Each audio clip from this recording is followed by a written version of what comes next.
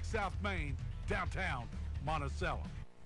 Welcome back to the Football Friday Show, presented by Faith Healthcare, the Community Care Clinic.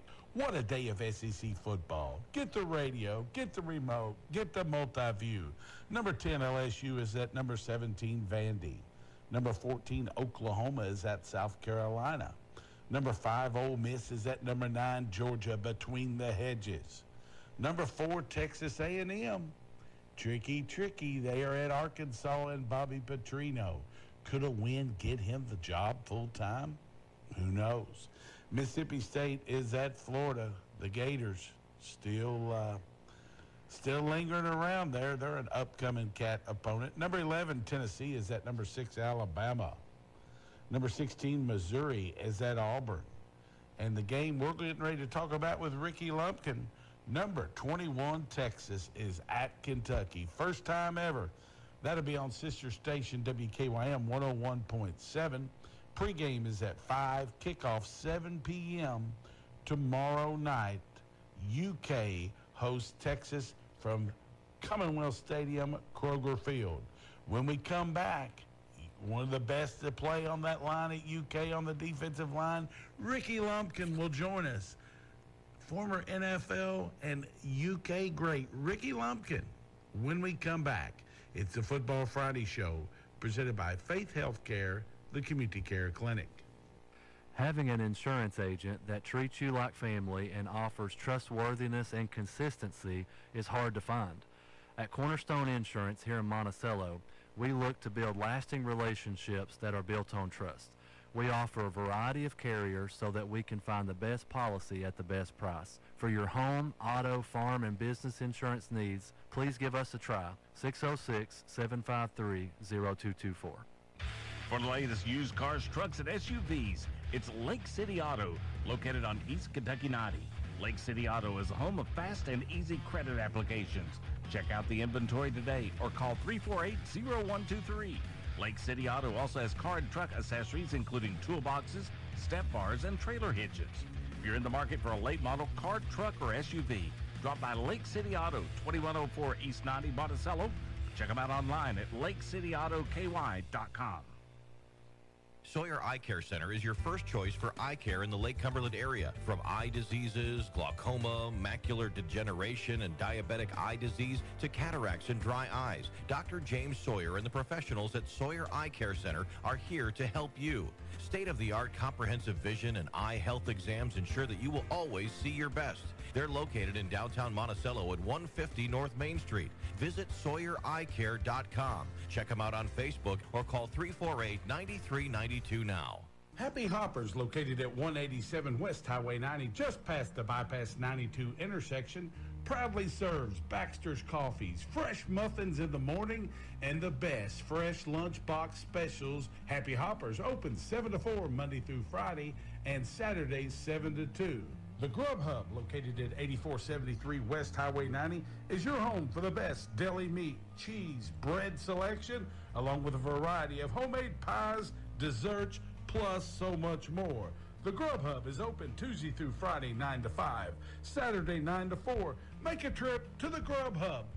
TLC Car Care at 222 Highway 3284 in Monticello works on all makes and models. Terry Catron is an ASE certified technician that's ready to fix it right the first time. TLC now offers front end alignments. Don't wait. Give your car, truck, or van the TLC it needs today. Schedule an appointment by calling 606-340-3171. TLC Car Care on Highway 3284 in Monticello. Welcome back to the Football Friday Show, presented by Faith Healthcare Community Care Clinic. Ricky Lumpkin of the UK Sports Network has joined us again. First off, welcome back, Ricky. We appreciate nothing but great comments. Everybody said, when can you get Ricky back on the Football Friday Show? I appreciate it, Shannon, man. It's fun. I'm enjoying it. You know, I'm having a blast. And truthfully, everyone's like, man, Ricky, what are you going to say now? It's been a little rough. I'm like, dude, this is fun for me. I'm on the other side of it. I'm not playing. I can sit back and enjoy every up and down there is to come and go to sleep good. I'm not running the gassers, right? Exactly. I'm done running the gassers and rolling and looking at film and being upset with how I played or how we played. I can sit back and be an alumni and enjoy the process. Yeah, I have the ups and downs, but at the end of the day, I'm not playing. I understand how they're feeling. I understand what they're thinking, but I get to come home and go to sleep and not have to worry about watching film. And let's go right to it, because I think you were on a bunch that just got absolutely humbled. On the road, there was talks of Coach Brooks maybe being fired, and wasn't you on that team that turned it around after losing like 49-0? Yes, I was. That was my freshman year, and I was thinking, why did I come here? But- and so I was there. So let's talk the Cats. Of course, it'll be on sister station 101.7 WKYM, beginning with the Countdown to Kickoff show at 5. Join Logan, Christy, and Ricky. And then at 7 o'clock, it'll be Tom Leach and Jeff Pecoro on 101.7. First time in the history of Commonwealth Stadium, the Cats bring in the Longhorns of Texas, number 21 ranked after just a dominating performance in the Red River rivalry. I think Kentucky matches up with Texas. Of course, I'm an eternal optimist, Ricky. I think we do. I don't think it is what people think. When you look at that Oklahoma game, Oklahoma had 3-4 turnovers. Some of the interceptions were thrown right to their defense. Now, again, they capitalized on it. They weren't passing the ball all over the place. They've only had one SEC game this year where they passed for over 200 yards, and that was against Florida, and he lit it up near the end of the game. And, you know, he has a lot of promise, but we match up well. We just got to play. It's just when people look at it, they think, oh, my God, the brand of Texas, right? I'm with you. It's Texas. I'm like, dude, we play our game. We do what we need to do, and we clean up the little things. We're good. We have a chance against anybody, anytime, but we have to play our football. And, you know, we were talking the South Carolina game. I think that's when you was on, and we were talking about the first quarter, we did everything we wanted them to do. And then you have 3 straight turnovers in the second quarter. And talking to Jeff Pecoro after it, he said, you cannot limit your turnover, or you cannot limit your possessions by having 3 or 4 turnovers, because instead of 10 to 12 possessions, you end up with 7 or 8, and then they scored on a couple of yours, and you're constantly behind the proverbial 8 ball. You're not coming back. But what do you think the Cats have to do to, defend turf against a number 21 Texas team that I don't think was as talented as Ole Miss that Kentucky hosted just about a month ago? What do the Cats got to do to get back into positive momentum and get to win Saturday night? We have to cause turnovers ourselves, and we cannot do what I think has been an Achilles heel for UK football for a long time. It's letting a young quarterback come in and then have a show-out game, and then next thing you know, they become a first-round pick. It can't be that type of game. And when I say that, you look at Lamar Jackson, Kyle Trask, a lot of different quarterbacks, when a starter got hurt or whatever, they come to Lexington, and they have the performance of their career, which catapults them into Heisman talks and first-round talks.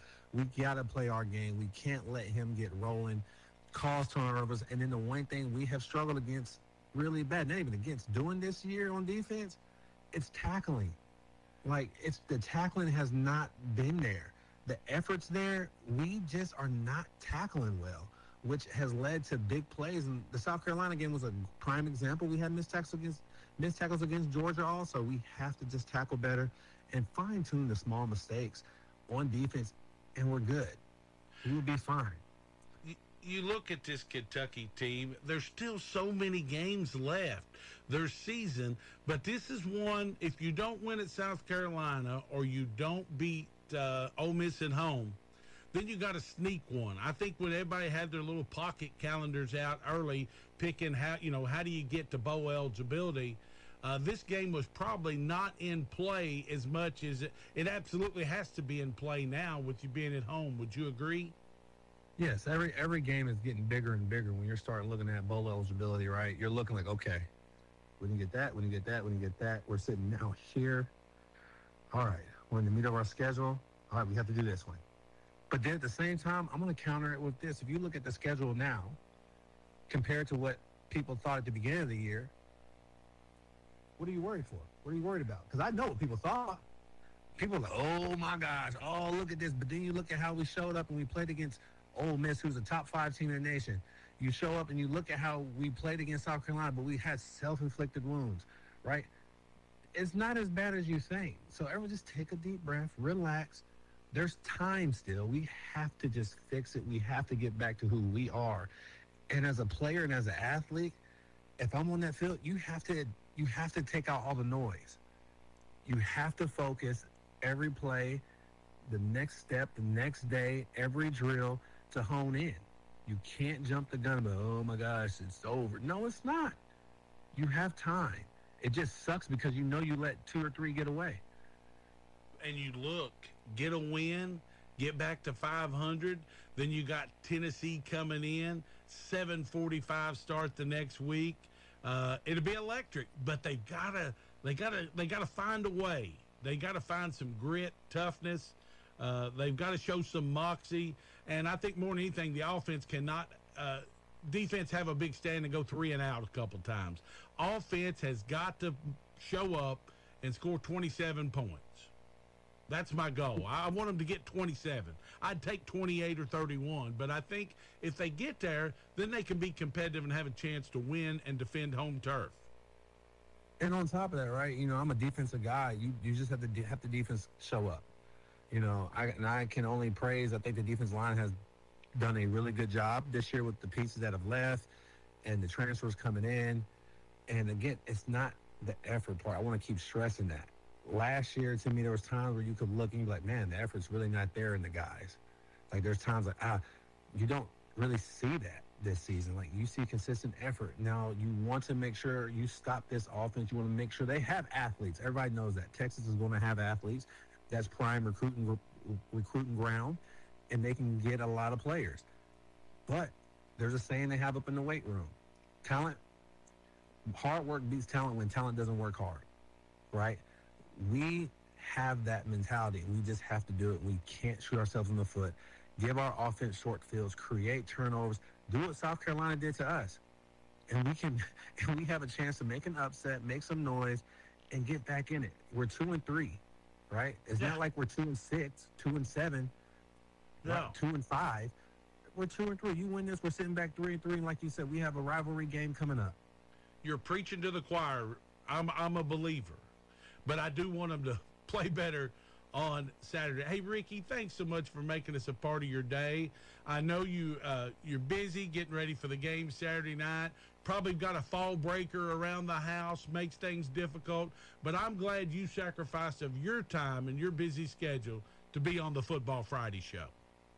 No, I love it. Anytime. I love talking ball, loved having a conversation with you and seeing where we're going with it. And I'm excited. The season's not over, right? Let's take a deep breath. Let's keep working. Look at the positive things we've done. And I'm not a fan of moral victories. Trust me, I hate them. But it's still a long season. Let's see what we do this Saturday. Let's see if the guys come off a bye week, make some noise. Let's get a loud Commonwealth and show Texas what we're about. Ricky Lumpkin of the UK Sports Network, thank you so much for joining us. When we come back, more excitement on the Football Friday show presented by Faith Healthcare, the Community Care Clinic.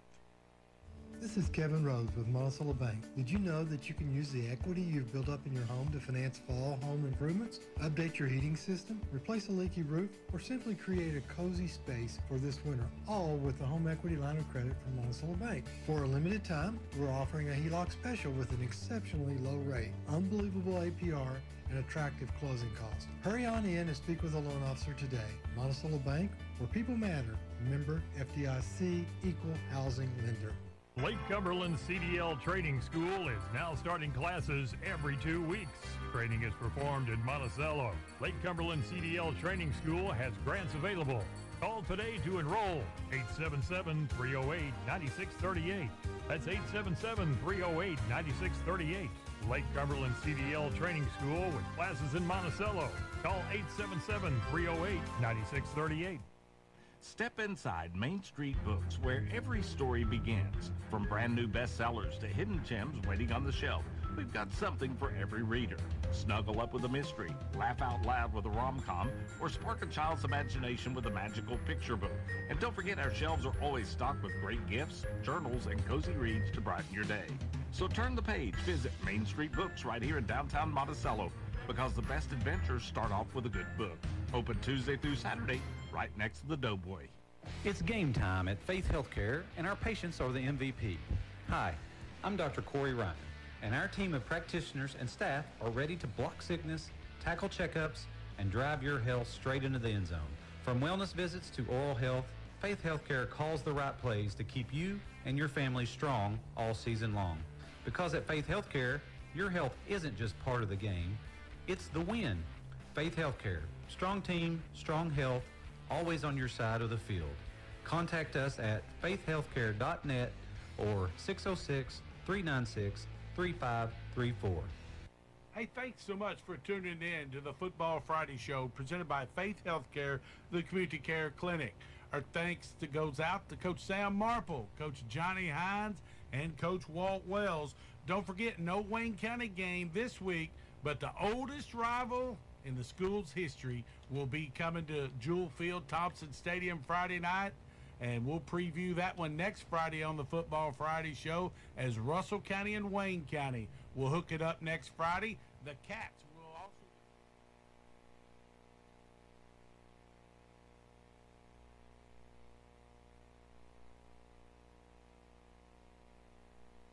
WFLW and W239CP, Monticello. The Alton Blakely family of dealerships are celebrating 60 years of providing exceptional service to our customers in sales, service, parts, and collision repair. We offer a great selection of quality new Ford and Honda vehicles, as well as a great selection of quality pre-owned vehicles priced for any budget. In addition, Lake Cumberland Motorsports is your source for all things power sports. Thank you for allowing us to take care of your automotive and power sports needs.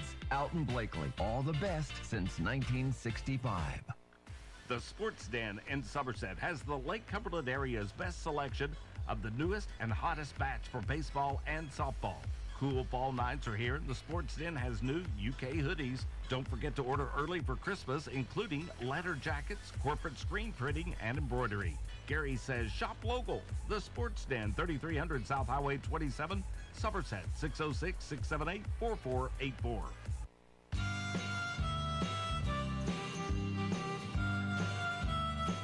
Good Friday evening, everyone, from Thompson Stadium, Jewel Field, on the campus of Wayne County Schools. State Farm Insurance and your local agent, Mylan Wright, presents Countdown to Kickoff. Tonight, it's Russell County and Wayne County. The Cardinals come in with a 2-5 mark. Russell County, the Lakers, 3-4 on the season, looking to snap a little bit of a 3-game skid for Russell County. Wayne County 2-5, coming off an open week. Alan Burchett, 41st time these two teams have met. Series is tied at 20-20. None bigger than this one tonight. Winner, for all practical purposes, avoids Corbin and Campbell Field. You think? Yeah, it's not a guarantee, but it certainly gives you a leg up on it. And, you know, you would never want to say that you couldn't go get something done, but always tough to go to Corbin in the first round of the playoffs. You'd much rather go to Perry Central or Harlan County, somewhere like that, and take your chances. So, big game for both teams. I'm sure they'll both be ready to play. Wayne County and Russell County. The Cardinals are in their home red, black helmets with black numerals, red trunks or trousers, then black numbers outlined with a sliver of silver as well. We're counting it down to kickoff. It's the Cards and Lakers. Don't go anywhere. Presented by State Farm Insurance and your local agent, Mylan Wright. It's Alan Burchett, Shannon Hutchison on WFLW. Have you been in a car wreck? Is the insurance company treating you unfairly regarding the damage to your vehicle? You need a Hatfield on your side. I'm Rhonda Hatfield Jeffers. Let me fight for you. When I represent you in an injury claim, I'll do your property damage claim for free. Call me today, 606-679-0021, or visit my website at hatfieldonyourside.com. This is an advertisement. Sawyer Eye Care Center is your first choice for eye care in the Lake Cumberland area. From eye diseases, glaucoma, macular degeneration, and diabetic eye disease to cataracts and dry eyes, Dr. James Sawyer and the professionals at Sawyer Eye Care Center are here to help you. State-of-the-art comprehensive vision and eye health exams ensure that you will always see your best. They're located in downtown Monticello at 150 North Main Street. Visit SawyerEyeCare.com. Check them out on Facebook or call 348-9392 now. Injuries happen in the blink of an eye. Whether you've been injured in a car wreck, been hurt at work, or lost a loved one due to someone else's negligence, you need a legal team with the experience to get you the money you deserve. At Garmin & Ramsey, we've recovered millions of dollars for our clients. If you're facing a fight with big insurance, you can choose a TV lawyer you'll never see, or you can choose an attorney right here in your neighborhood.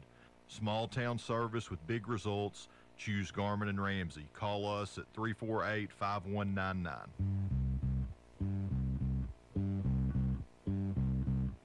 And welcome back to Inside Cardinal Athletics. Busy time on campus. Of course, Cave Lake Fall Classic going on tomorrow at Cave Lake. Talking to Coach Jones. 35 teams, over 770 runners will be taking off at Cave Lake tomorrow. So a big day for the cross-country girls and boys program. Congratulations to Sandra Baker. Her squad gets the 2 seed. And Monday night's district tournament, they will take on Southwestern. And they ended their regular season with a huge win at Russell County, defeating a 24-win Lady Laker team in 5 sets. So they get ready for district play. They will play 8 o'clock Monday night over at McQuarrie Central against Southwestern. Jeff Keith and Soccer Cards, they ended their season earlier. Tough loss to eventual region runner-up West Jessamine. And Wayne County, as we mentioned last week, or 2 weeks ago, soccer team three-peats in the district. They finished the regular season 13-5-3. They defeated Southwestern 6-1 for the district title, defeated East Jessamine 8-1, and then defeated Pulaski County, a team they tied during their regular season 3-1 before taking a tough one last night to a very good West Jessamine team. Final score in that one was 3-0 as West Jessamine is the 12th region champion, joined by the second-year head coach of the Cardinals, Daryl Stevenson. Daryl, your kids, over the last 11 matches, or 12, they only lost 1. You had a great run to get to the finals. Absolutely. We're very proud of them. They've worked really hard. I've watched these boys play together for the last 7, 8, 10 years. I've coached them at Park Soccer, and I was just fortunate enough to be able to coach them here at the high school. So we're very proud of each and every one of them. They've worked really hard, got a good group of boys, and they've just done really great this year in the last couple of years. You know, I got to watch you both on Wednesday and Thursday. Thought Wednesday night you come out and played maybe as focused with the right amount of intensity. You know, you want to put soccer's a game you want to push the aggressiveness, but thought you kept that really in check, and the kids played extremely well to beat Pulaski County on their home field. Yes, we've got a really tough team, and a lot of times we want to attack, but I do think that you're exactly right. That night they dropped the ball back a lot. We had a lot of good passing. We had a lot of 1-2s that night, and we had a lot of teamwork. They were playing for each other, and they were playing for Wayne County, and they did really, really well that night, and very proud of them. And they showed up that night and just had a really, really good team effort that night. I know you played George Rogers Clark, South Warren, Bowling Green. You did that on the same day. Yeah. But you really tried to get your best look at as many good teams as you could. Do you think last night come down to just credit West Jessamine? Or do you think a little bit of it is, maybe the moment? You know, that's the first time in school history our kids have ever been. And if I think I understood Coach Jones correctly, if we win, we're hosting semi-state next week. Yeah. The West Jessamine had a really good team. And what really hurt us, I think, last night, they punched us in the face in 22 seconds. In soccer, if that happens, I've seen that happen a lot. It's hard to bounce back from that. Our guys battled. They did well, but West Jessamine, not taking anything from them. They had a really, really good team. They passed the ball well. They had good touches, and they had a lot of speed as well. But yes, during the regular season, we tried to play good teams. To get better, you've got to play good teams. Probably not my best decision playing Bowling Green and South Warren in one day, but the two teams that were in the finals of Region 4. The two teams is in the finals of Region 4, but but I think it helped our guys. Especially George Rogers Clark came down. They played us. That was a really tough game. We end up winning that one, I think 3-2, and we've already got them on the schedule to go up there next year. So we've got to play good teams to get better for sure. Coach, I'm going to let you mention your seniors because those guys been a part of 3 straight district titles and a region runner-up. So mention those seniors. I did it on senior night. You've got a list of them. Yes, absolutely. First of all, you got to talk about Zachary Hesse. He's a leader on the team, no doubt.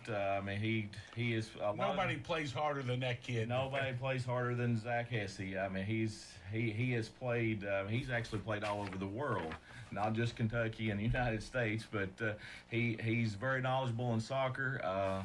He does really good. He finished in the state assist. He finished at number 21 in the state for assists for this year. He scored 20 goals for us this year, but he does just everything on the field. Malachi Clark, he's our striker. He's absolutely wonderful. He scored 18 goals this year. He can do a little bit of everything as well. He's he's a lot like Zach and can drop back to the back. We have on our back line, our defensive line, we have Grayson Faust, which is a senior. Grayson is absolutely amazing on the back line. He is the best defender we had this year. We've got some really good defenders back there as well, but we're talking about the seniors right now, but he done a wonderful job. He gets the ball sometimes. I think there's no way he's going to be able to get to him. And we can't leave out Reese Jones. And Reese Jones, your goalkeeper. Our goalkeeper, Reese Jones. Reese, I've coached that boy for 10 years probably. He was on a park league. He's been on basketball team. His dad and I, we've coached baseball teams together. But Reese is an outstanding goalkeeper. He makes us look good sometimes. I think we played Madison Central, and he had 21 saves. And that 21 saves wasn't just picking the ball up. He had 15 of them that was coming straight toward him. So that's the starters. That was we've had a few other seniors that that will transition in and out, but that's the 4 main starters, and those guys are definitely going to be missed. I watched them before they knew who I was. Had no idea who I was, but I've watched those guys for years, and there's just a special group of kids, and we're really going to miss them. Daryl, congratulations on a great year. Glad we get to, we don't cover you as much on the radio except for scores, but I know you had a community very excited and very proud of your kids and their effort. Just wanted to congratulate you and wish you the best getting ready for next year. Well, I appreciate it, and I would like to say thanks to all the fans and all the parents, everybody that showed up last night. It really meant a lot. Electric atmosphere. Yeah, it really meant a lot to look across that field and see a few hundred people from Wayne County over there cheering us on, and we really appreciate that, and we appreciate everything that our community does for the soccer program. Hey, that's Daryl Stevenson, second-year head coach of the Kickin' Cardinals. Back with more Countdown to Kickoff, presented by State Farm agent Mylan Wright. You've been listening to Inside Cardinal Athletics. WFLW and W239CP, Monticello. Wayne County Athletics has a proud tradition of excellence on the playing fields and courts, while also displaying sportsmanship to reach our ultimate goals. We are equally proud of our academic achievements and strive to have the top student athletes in the region and across the state. Wayne County has over 400 student athletes participating in 17 varsity sports, and we're proud of all athletes, coaches, and a special thanks to the best fans anywhere in the Commonwealth.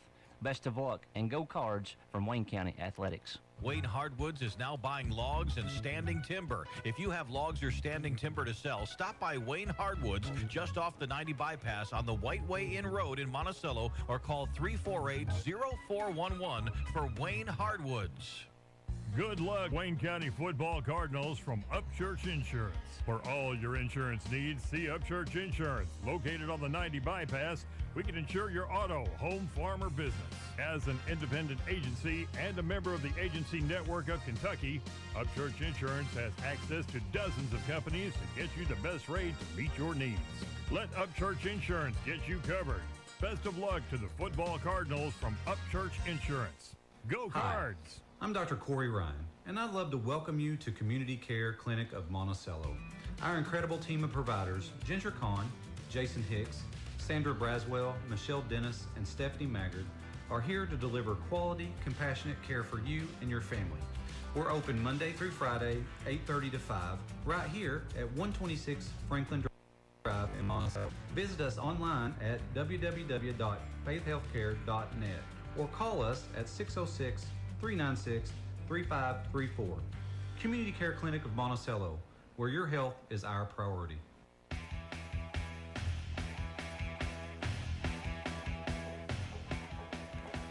Welcome back to Countdown to Kickoff, presented by State Farm Insurance and your local agent, Mylan Wright. Hey, what a great interview with Daryl Stevenson. Now, you've been around the block here for decades. We have our senior players will be recognized tonight. We'll start with number 14, Caleb Sargent.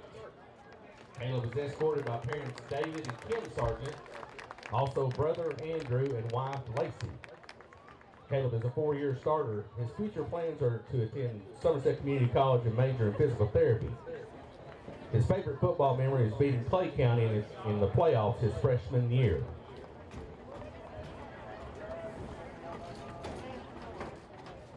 Our next player is number 23, Nathaniel Wright. Nathaniel is escorted by parents Louie and Leanne Wright. He is a 4-year starter. His future plans are to go to the Air Force and be in the Tactical Air Control Party. His favorite football memory is junior year team camp.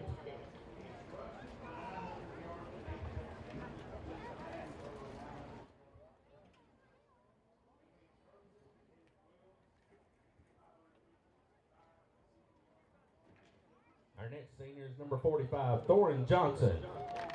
Thorin is escorted by his mother, Darlene Johnson.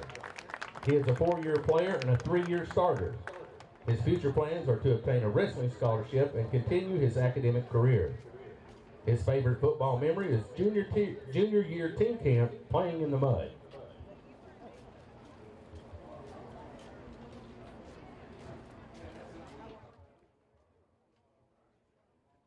Number 46, Ethan Sylvester. Ethan is escorted by parents Garrett and Emma Sylvester and sister Alyssa Sylvester. He is a 3-year player. His future plans are to pursue a career in welding or machine tool. His favorite football memory is junior year team camp.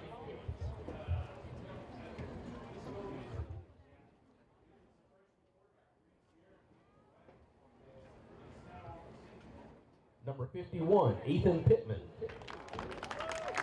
Ethan is escorted by his mother Amber Pittman and his brother Noah.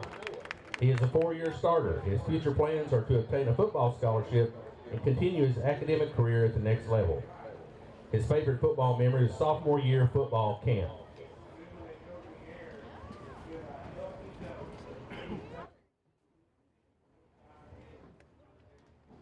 Number 58, Logan Winchester. Logan is escorted by his parents Jonathan and Alicia Winchester. He is a 4-year player, 3-year starter. His future plans are undecided. His favorite football memory was team camp his sophomore year, winning the camp challenge.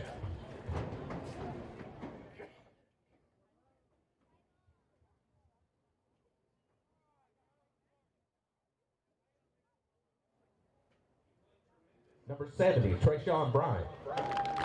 Trayshawn is escorted by his father, Sean Bryant. He is a 3-year player. His future plans are to obtain a football scholarship and continue his academic career. His favorite football memory is junior year team camp.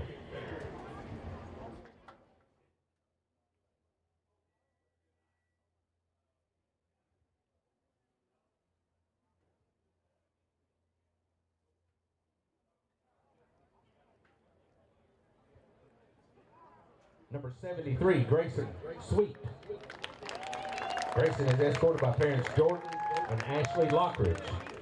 He is a 4-year player. His future plans are to attend EKU next fall and pursue his degree in education.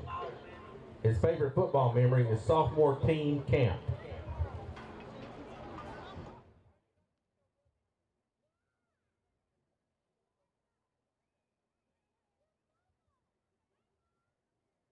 Next we have media team member Kylie Bell. Kylie is escorted by Wiley and Casey Bell. She has been a part of the team for 2 years. Her future plans are to attend college and major in communications sciences and disorders to become a speech pathologist. Her favorite football memory was getting to ride to games with her pa and granny.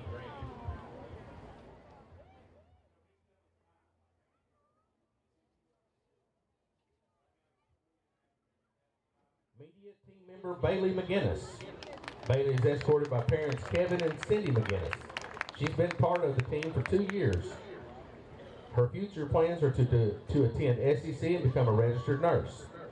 Her favorite part about football is being given the opportunity to capture videos and photos to create clips for the team to enjoy.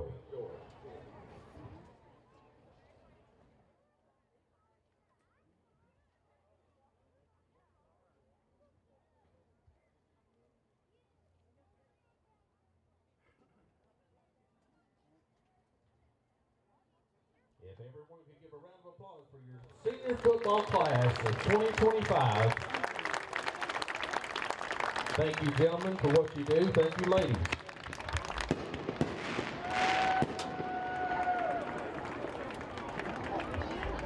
Wayne County Football would also like to thank L2 Fireworks for being our firework provider and to Hicks Vaughn Funeral Home for being our season sponsor for our fireworks show. Once again, tonight's game is being sponsored by Mago Construction. They are located in the white tent by the ticket booth. They've got free hats, t-shirts, and some little mini footballs. Coach, we were talking before we even got on. This week is it's a big home game as we've had in a while because it can change the outlook of your season by getting out of that 4 spot in the district.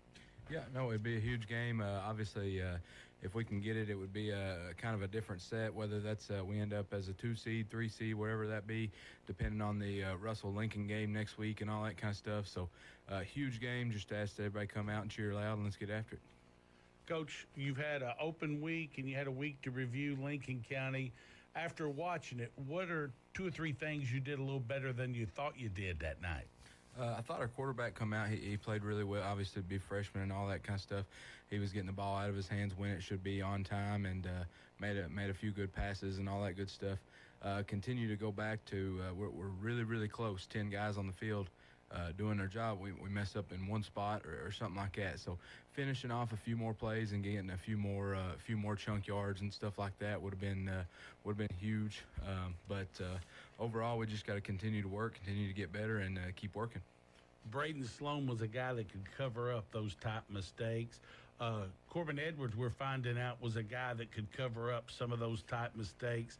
And being good friends with Coach Marple, he was like, you don't understand how hard, this was a couple years ago, to put 15, 18 plays together where all 11 are doing their job. Is it same kind of thing this year with our offense? Absolutely. When you go 3 and out, it's a huge kind of turn in the game, momentum shift and all that kind of stuff.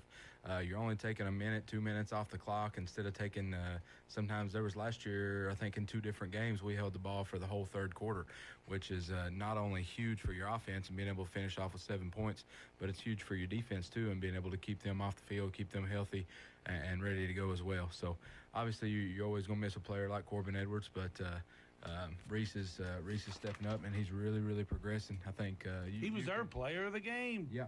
Here 2 weeks ago. Yep, absolutely. Coach, Russell County, the oldest rival, loved playing the Lakers so much they did it twice in '69. Played them tonight will be the 41st time. You've won 20, they've won 20, not you personally, but it's 20-20. And you look at this Laker team under second-year head coach Stephen French, it all starts with that junior quarterback, Tanner Stringer. He's passed for over 900 yards. He's rushed for over 900 yards and 22 total touchdowns. He is the actual, when you talk about dual threat, Stringer, checks all the box, doesn't he? Yeah, phenomenal athlete. The last 2 years he's played running back for them. I don't know if they've had some injuries or whatever. He's at quarterback for them this year, which is just putting the ball in his hands even more. He can rear back and sling it 50, 60 yards there to number 16. And obviously his threat at running the ball we've seen the past 2 years and what he's going to be able to do this year and all that. He's a great player. I think one of the better players in the region, probably if not the best player in the region. We got to do a really good job at keeping him contained and not letting him. Every now and again he's going to break one. He's that kind of player. We got to keep him contained and keep working, and got to be able to keep the ball out of his hands offensively. And like we was just talking about, sustaining drives and keeping them off the field offensively. And their wide receiver, you mentioned him by number. I happen to have my roster handy. Kenneth Wills, 6 foot, 185, a senior. And you look at their passing game, they passed for 900. Well, he's got 28 of the receptions, 554 of the receiving yards, and 7 of their 8 touchdowns. How pivotal is he going to be for the defense to make sure they know where he's at all times? You said it right there. We got to know where he's at, whether he's out there at the one technique and at the slot. Wouldn't surprise me if they don't try to shift him back there and try to do some wildcat and running back stuff with him as well. So we got to know where he's at, what's going on, make sure we're in the right defense, lined up right, and hopefully we can come out of here with a win tonight. Coach, Russell County, what is their base offense and defense for the folks coming in? Like I said, it's kind of a wildcat formation, but Tanner's such an athlete that he can do a lot of different things with his arm, with his legs, all that kind of stuff. They got some other pieces around, but they like to get the ball to 12 and 16 as much as they can. They will throw in some mixture of formations, but for the most part, they're kind of a spread team or 2-back, 12 personnel kind of team. And then outside of that, defensively, they like to stay in their 4-4 from what we've seen on film and all that kind of stuff. But you never know. They could base it up and go to a 30, keep too high. You never really know what that's going to be until the game starts. But if I had a feeling, I think they're going to be in a 4-4 and kind of basing this off and doing their normal stuff there. Coach, hopefully we can get to that 21st win all time. More importantly, get you a district win and get everybody on an uptick going into the last 2 weeks of the regular season. Yes, sir. Thank you. That's comments. 5th-year head coach of the Cardinals, Tyler Guffey.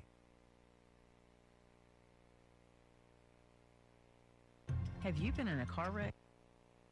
It's football time at Sloan's Trophies and Awards, 106 South Main in downtown Monticello. Get all your Little League football protective gear, plus all your fall sports Cardinal gear at Sloan's Trophies and Awards. Reminding you, trophies and awards are our business, and business is good. Sloan's Trophies and Awards, 106 South Main, downtown Monticello. Having an insurance agent that treats you like family and offers trustworthiness and consistency is hard to find. At Cornerstone Insurance here in Monticello, we look to build lasting relationships that are built on trust. We offer a variety of carriers so that we can find the best policy at the best price. For your home, auto, farm, and business insurance needs, please give us a try. 606-753-0224. For the latest used cars, trucks, and SUVs, it's Lake City Auto, located on East Kentucky 90. Lake City Auto is a home of fast and easy credit applications. Check out the inventory today or call 348-0123. Lake City Auto also has car and truck accessories, including toolboxes, step bars, and trailer hitches. If you're in the market for a late model car, truck, or SUV, drop by Lake City Auto, 2104 East 90 Monticello. Check them out online at lakecityautoky.com. Happy Hoppers, located at 187 West Highway 90, just past the Bypass 92 intersection, proudly serves Baxter's Coffees, fresh muffins in the morning, and the best fresh lunchbox specials. Happy Hoppers open 7 to 4 Monday through Friday and Saturdays 7 to 2. The Grub Hub, located at 8473 West Highway 90, is your home for the best deli meat, cheese, bread selection, along with a variety of homemade pies, desserts, plus so much more. The Grub Hub is open Tuesday through Friday 9 to 5, Saturday 9 to 4. Make a trip to the Grub Hub. TLC Car Care at 222 Highway 3284 in Monticello works on all makes and models. Terry Catron is an ASE certified technician that's ready to fix it right the first time. TLC now offers front end alignments. Don't wait. Give your car, truck, or van the TLC it needs today. Schedule an appointment by calling 606-340-3171. TLC Car Care on Highway 3284 in Monticello. This is Amy Teller with Monticello Bank. With this year's holiday season approaching, you may think it's a little too early to start worrying about next year's holiday season. We say, why worry at all? Open a savings account with automatic deposit. You choose the amount you'd like to deposit and we do the rest. You don't even have to think about it. And before you know it, you have yourself a nice little nest egg for next year's holiday season. Stop by and open your savings account with automatic deposit today. Monticello Bank, where people matter. Member FDIC.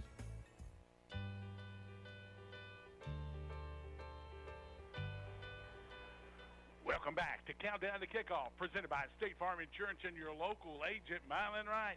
Wayne County and Russell County, the Battle of Lake Cumberland is getting ready to take place. These two teams started their programs in 1969.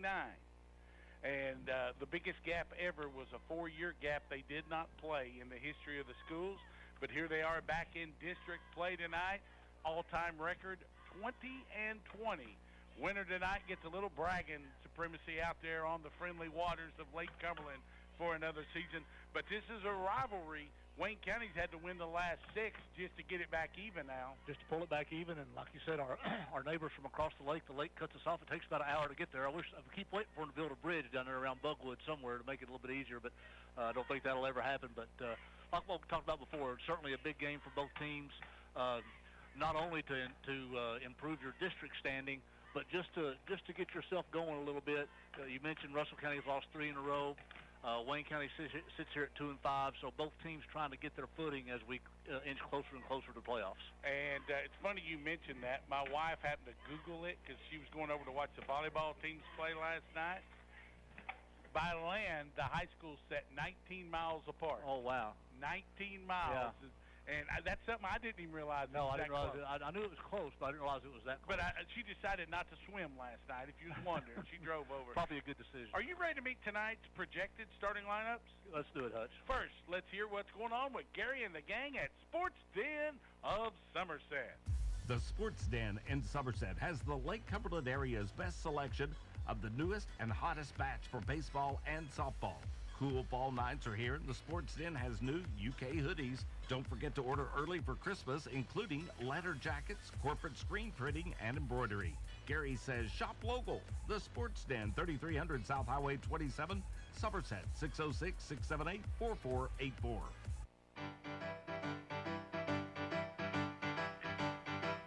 Welcome back to Thompson Stadium, Jewel Field. Countdown to kickoff, presented by State Farm Insurance and your local agent, Mylan Wright. Al, let's go with the offense. You said that was your first sheet on your level, your bevy of notes. Yes, I've got more papers I know what to do with here, Hutch, but we'll start on the offensive line.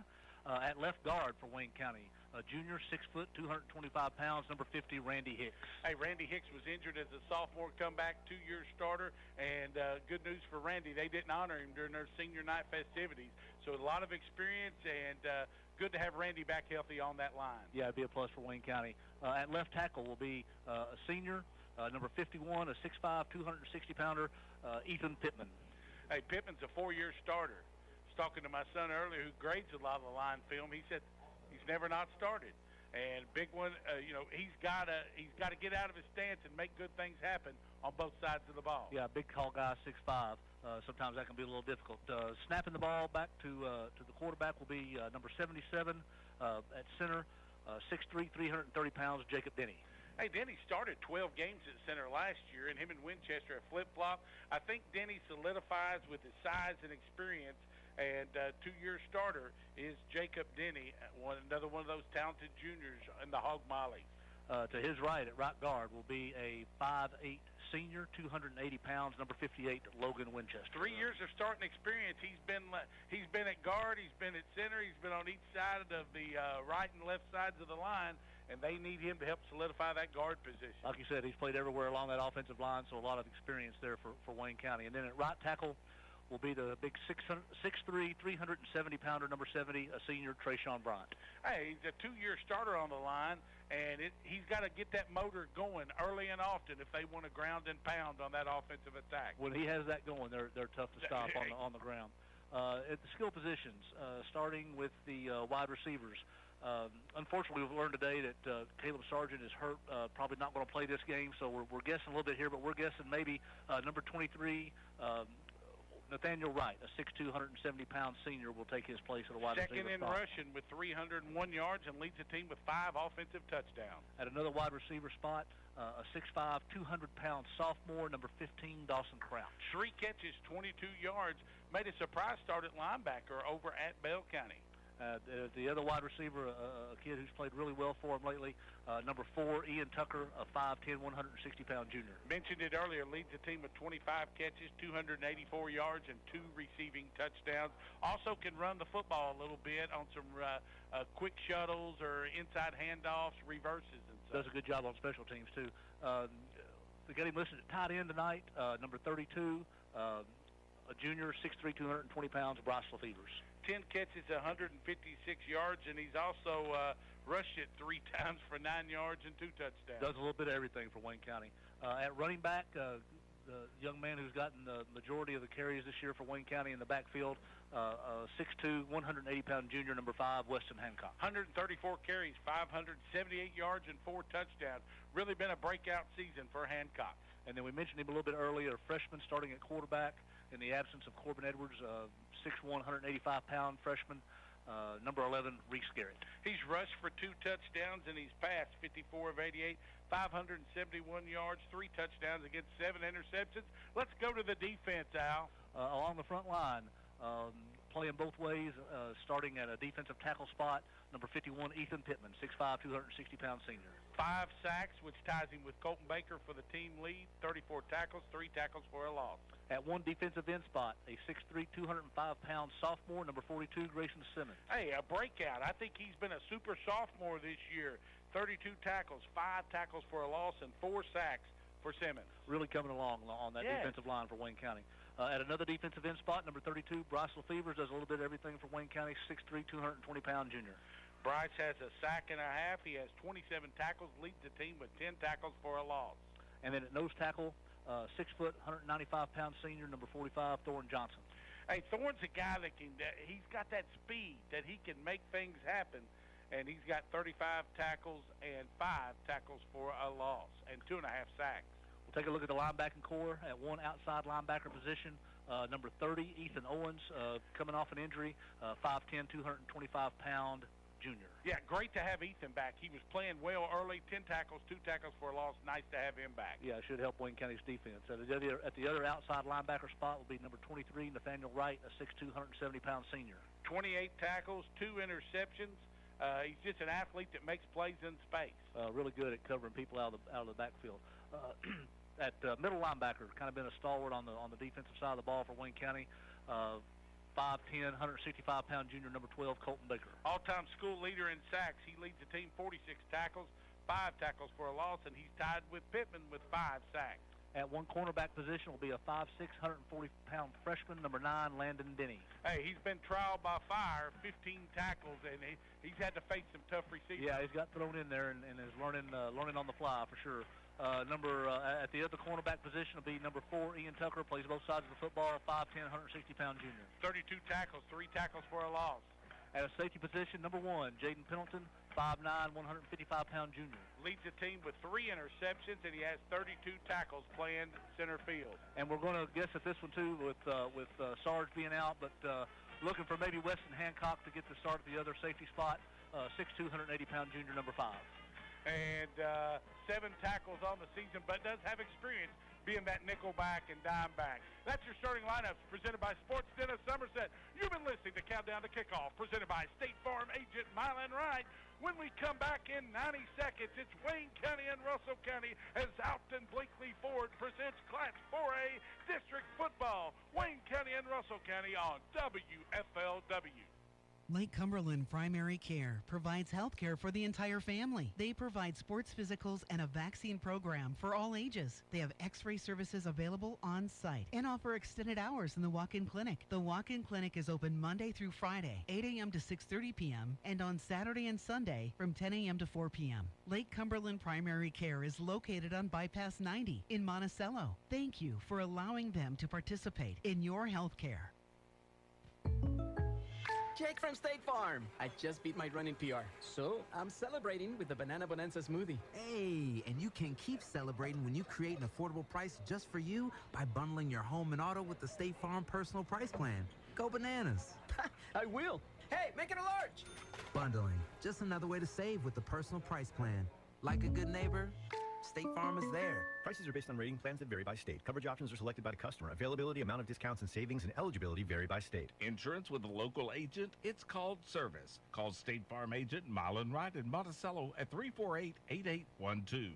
The Alton Blakely family of dealerships are celebrating 60 years of providing exceptional service to our customers in sales, service, parts, and collision repair. We offer a great selection of quality new Ford and Honda vehicles, as well as a great selection of quality pre-owned vehicles priced for any budget. In addition, Lake Cumberland Motorsports is your source for all things power sports. Thank you for allowing us to take care of your automotive and power sports needs. Alton Blakely, all the best since 1965.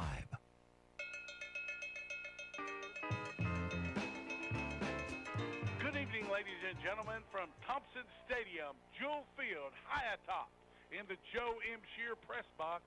I'm Shannon Hutchinson. Alongside me, the coach Al Burchett. We're getting set for high school football. Wayne County 2-5 on the season. Russell County 3-4. Al Burchett, we've talked about it for 90 minutes. Let's play some football. Wayne County will receive. Russell County's kicking from left to right of your radio dial. White jerseys, that Navy anchors away blue numerals with red outline, and they've got blue pants on blue helmets. Wayne County, as we mentioned, the Cardinal red on red, black helmet with red on red jersey and pants with black numerals trimmed in silver. Exciting times, Hutch. We can see the numbers really clear for both teams. And kicking it off for the Lakers is Connor Holmes, 6'2", 145, a senior. Squib kick, Wayne County's going to get on their own 35-yard line. And dancing around, getting to the 40, good field position. And in on the stop immediately was Noah Daniels, 5'10", 175-pound sophomore for Russell County. But Wayne County, who returned that one? That was Nathan Wright, who's one of the up men, fielded at about the 32-yard line and returned it about 8 yards up to the 40. So like you said, good starting field position for Wayne County. 1st and 10 from their own 40. The quarterback, the freshman, Reese Garrett. Two wideouts to the left. Is that Pendleton that's going to get the start? Pendleton getting the start, yes. Jaden Pendleton going to go both ways. On the boundary. If you just joined us. And they're working off the left hash. That's nearest the Wayne County sideline. Split back. They give it to the second back. That is Hancock out to the 45, giving 5. It'll be 2nd and 5. When they unpile it, that was the big guy that had a number change, Reese Beck, 33 tackles, 6 foot 180, a senior. He's wearing number 71 tonight, and I believe he plays linebacker for Coach Stephen French. Second year, he's 8-10. They average just under 25 points a game. They allow 35. Wayne County averages just under 21 and allows 28. Split back gun. This time they put Hancock in motion. The give is to Wright. Wright needs to get to the midfield stripe. He's going to be about a yard short. Give him 4. And that'll bring up 3rd and 1. And guess who was in on the tackle again? Beck. We've got 2 plays, his 2 name tackles. twice, yeah. And a little bit of a different look for Wayne County in this twin back set out of the shotgun of running back on either side. You'll see that some for Russell County. So Wayne County giving Russell County a little dose of their own medicine here. Well, I think it puts 2 of their better athletes on the field at the same time. And when you're at this point, and when you're at this point now, you got to do what's best to win games. This time they're in a T, in that split back gun. He didn't get it that time. 71 again. Beck again. Nobody touched Beck. Not a good idea if you're Wayne County, I don't think. That was right again, wasn't it? Yeah, and they gave him back to the line of scrimmage, which might have been generous. Yeah, it's Beck, and now they're going to go. I think You go jumbo here early because their punt and kick game has been a little suspect. I mean, you're at midfield. You know, I think at the very least you're going to maybe try to draw them off sides. But my guess is they're going to go for this. Well, Wayne County had some trouble in that Louisville Eastern game trying to draw them off late. Yeah. But that was on their own 19 or 21-yard line. This is near midfield. They got two wideouts to the right. That's a wide side of the field. This time they got that sniffer, two sniffers, just a straight snap. And Wayne County gets a first down and then some. Nice leg drive. He keeps it going, 45-40. He's down inside the 38-yard line. Nice carry right there. That was Bryce Lefevers. Bryce Lefevers making just his fourth carry of the season. I had that for 13 yards, Hutch, and that was just, he was in the Wildcat. They snapped him a direct snap to him, and he just took it right up the middle behind that good offensive line and picked up 13 yards. And that's an Access Realty and Auction Cardinal first down. Our first of the night. Hopefully the first of many for Wayne County. 9:15 to play. Opening drive. Wayne County converts. They're already 1 for 1 on fourth down conversion. This time that split back gun. They got two wideouts to the left, tight end to the right. He's going to drop back. Garrett got man. He's got a man. Underthrew. He was hit and he caught it. What a catch by Tucker. Ian Tucker down inside the 5-yard line. Ow. Mark him down at the 4-yard line. That's a gain of 34, and that'll be an Access Realty and Auction first down. Reese Garrett, the freshman quarterback, connects with the junior Ian Tucker, and he's now over 300 yards on the season. Football's marked on the 4-yard line. 8:45 and counting. Wayne County late getting a Garrett. No, that wasn't Garrett. Yeah, it is Garrett. They're in the wild card, and that is Lefevers again. He takes the snap. He goes. That's going to be close. Did he get in? I think he's going to mark him a yard. Touchdown, Cardinals from 4 yards out. Bryce Lefevers from 4 yards out. And Wayne County strikes first here in the Battle of Lake Cumberland. Nice push by Bryant, Pittman, Denny, Winchester, and Hicks up front. And then Lefevers was met at the goal line, but just kept the leg drive going, was able to advance the football across the goal stripes, goal line. Let's see if Bryce can. Kicking has been a little bit of an adventure this year, 12 of 17 on extra points. Kick is up, and he drilled that one. What? No, he missed it left. It was a little bit of a bad snap. Yeah, and with 8:28 to play, I thought he nailed it, but it went left. 8:28 to play in the opening quarter. Wayne County 6, Russell County 0, presented by Alton Blakely Ford. You're listening to Cardinal Football on WFLW. Step inside Main Street Books, where every story begins. From brand new bestsellers to hidden gems waiting on the shelf, we've got something for every reader. Snuggle up with a mystery, laugh out loud with a rom-com, or spark a child's imagination with a magical picture book. And don't forget, our shelves are always stocked with great gifts, journals, and cozy reads to brighten your day. So turn the page. Visit Main Street Books right here in downtown Monticello, because the best adventures start off with a good book. Open Tuesday through Saturday, right next to the Doughboy.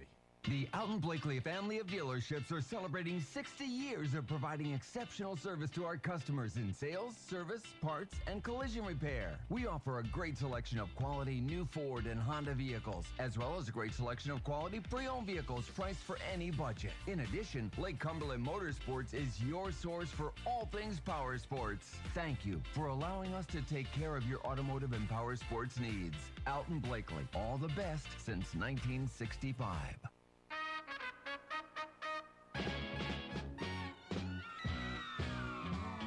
Wayne County kicks it out of bounds back near the 22 on the kickoff.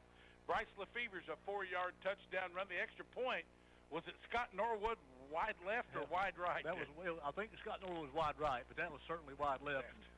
A little bit of trouble on the snap. It looked like it was high and left, and didn't get it down exactly where he wanted to. And who's not holding tonight? Caleb Sargent. That makes a difference for sure.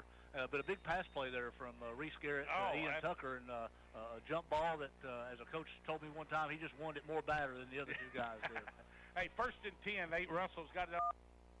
One back set. Williams is next to Stringer, the junior. Stringer fumbles the snap, fumbles it, picks it up. He's going to be sacked back at the 20-yard line. Who was that? Waiting on him to turn his back toward us. Was that Colton Baker? I believe it was. That was Colton Baker. As Stringer tried to, he fumbled the snap, and from the 15, they go all the way back. They're going to spot that at the 22, and that's a fortuitous spot as well. I thought so too, and I just watched them a little bit on film. That's something to watch tonight. A lot of their snaps are not hitting the quarterback in the chest, let's say. Some of them are knee-high, over his head, left and right, so something to watch as the game moves along. 7:45 to play. This time they put a slot and a wing, and the quarterback going to call his own number, and he's met right there by the interior of the Cardinal line. When they unpile that, Pittman was the first man off.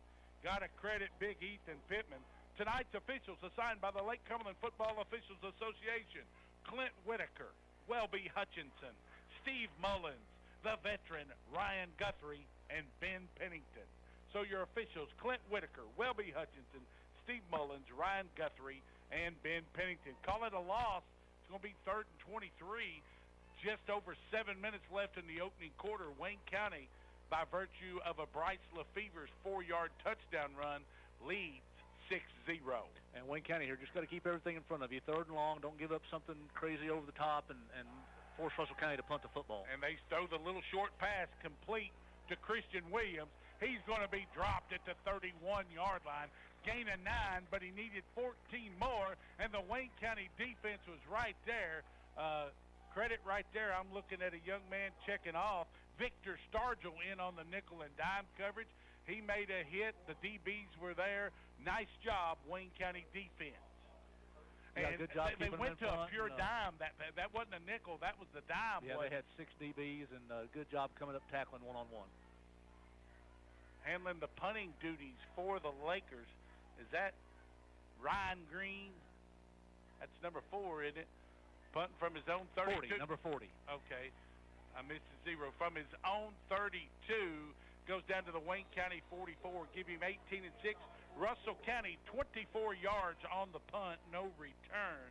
And Wayne County having to break in a new punt returner, too, with Sarge being out. That was Ian Tucker back to receive the punt, and it was short, so he just let it bounce. And hey, Wayne give County me the football on my own. Yeah, anytime. Russell County starts at the 44, or covers it at the 44-yard line. Tonight is pink out. It's senior night. Didn't mean to walk on you there, but give me good. the football every time on every the 44. And glad to see all the people out in pink for a cause that's obviously near and dear to my heart at this time. And so glad to see everybody out in support of that tonight. You can officially quote me on this: cancer sucks. Yeah, absolutely. And we pray for all those fighting the battle, including my partner here, as we continue, for all the people in the community. Trips to the right, one back set. They give it to the first back. Hancock gets to the 50, down to the 48-yard line. That's going to be a nice little 8-yard pickup on first down. Credit that time. That was Hancock. That was Hancock. And we talked about this being a breakout season, 6-0 for him. And I think getting right back will only help. And when they show both those backs. Yes, absolutely. And I tell you what, I've been impressed with Weston. He does a good job breaking tackles. It's rare that he goes down on first against contact. Lincoln, man, he goes for 20, and he was shot out of a cannon. Wayne County, wide out to the left. That's the short side of the field. Working off the right hash. It's just a pitch, tall sweep. And that's out to Hancock.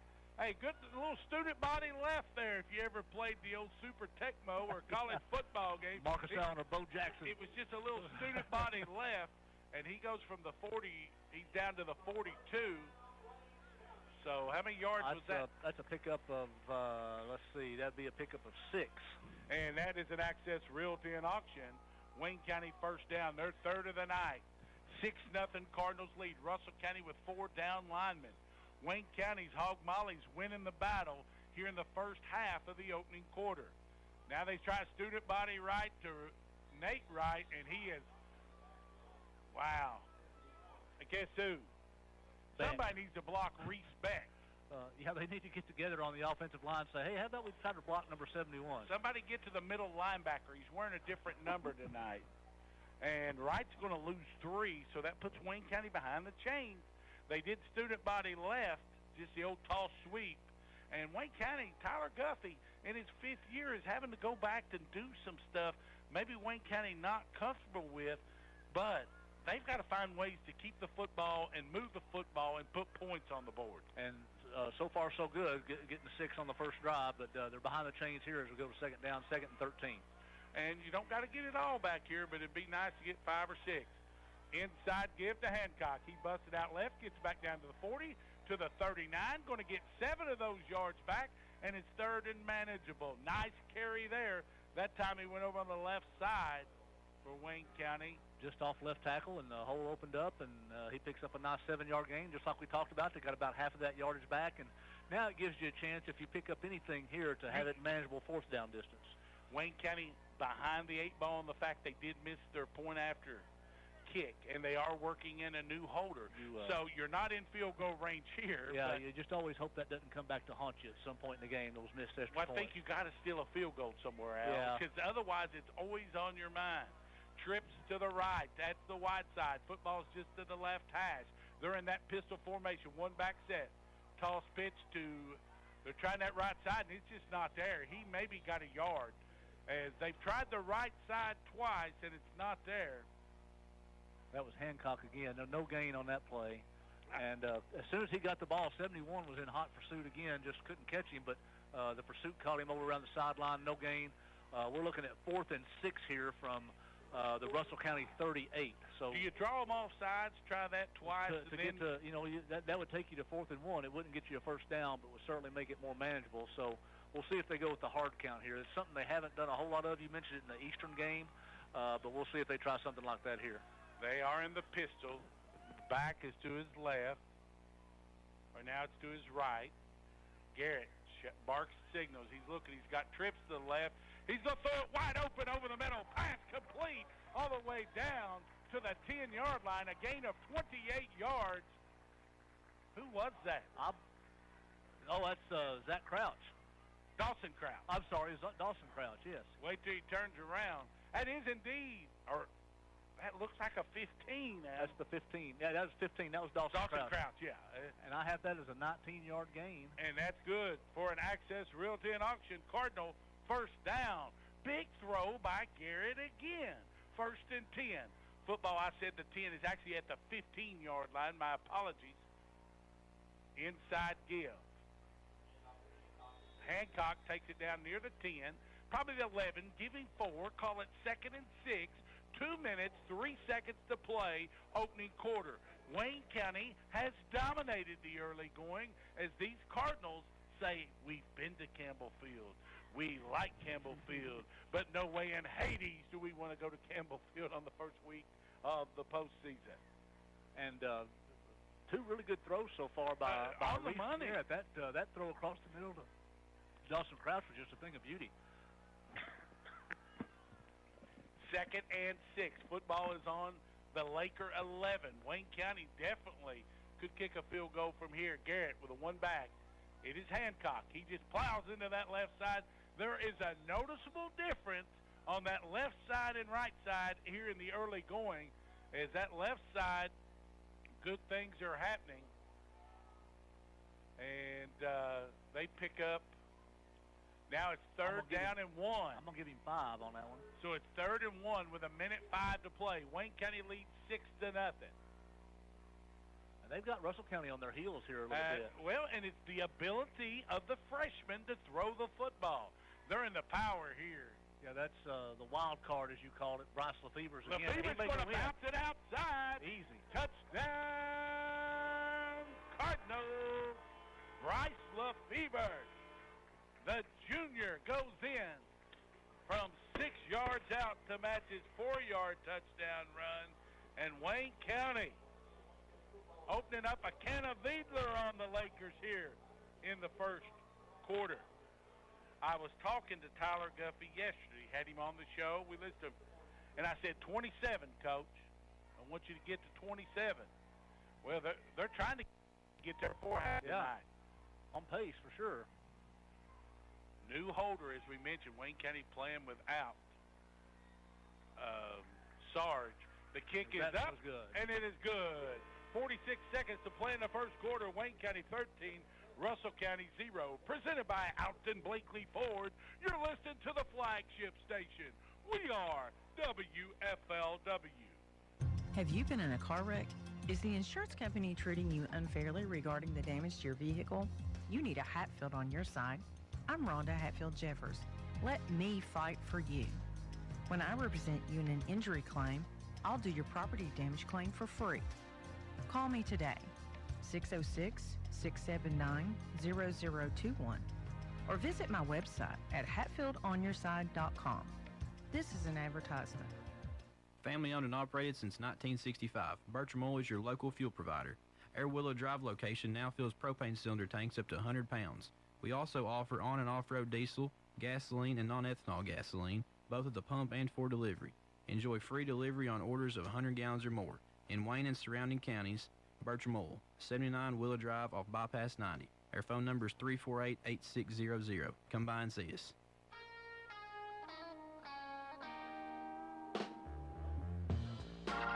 Bryce Lefevre's come into tonight's game with 3 carries for 9 yards.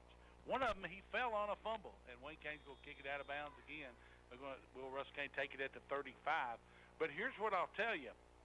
Thus far tonight, he's got a 6-yard touchdown run and a 4-yard touchdown run. And Wayne County you have him with 4 total first downs? 4 total first downs. And Bryce Lefevre's done a really good job in the wild card, as you called it. He's not been in a hurry, has he? No, he's picked his hole, and the offensive line has done a good job on that time of just sealing everybody in. And all he had was a corner out there to deal with him one-on-one, and that was not going to work for whoever that cornerback was, as Bryce pretty much just ran through him to the end zone. 6'3", 220 now. Will Russell County answer?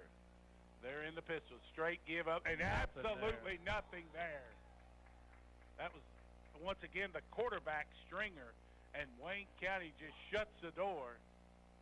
And when they unpile that, the talented sophomore Grayson Simmons with the first contact, 2nd and 10.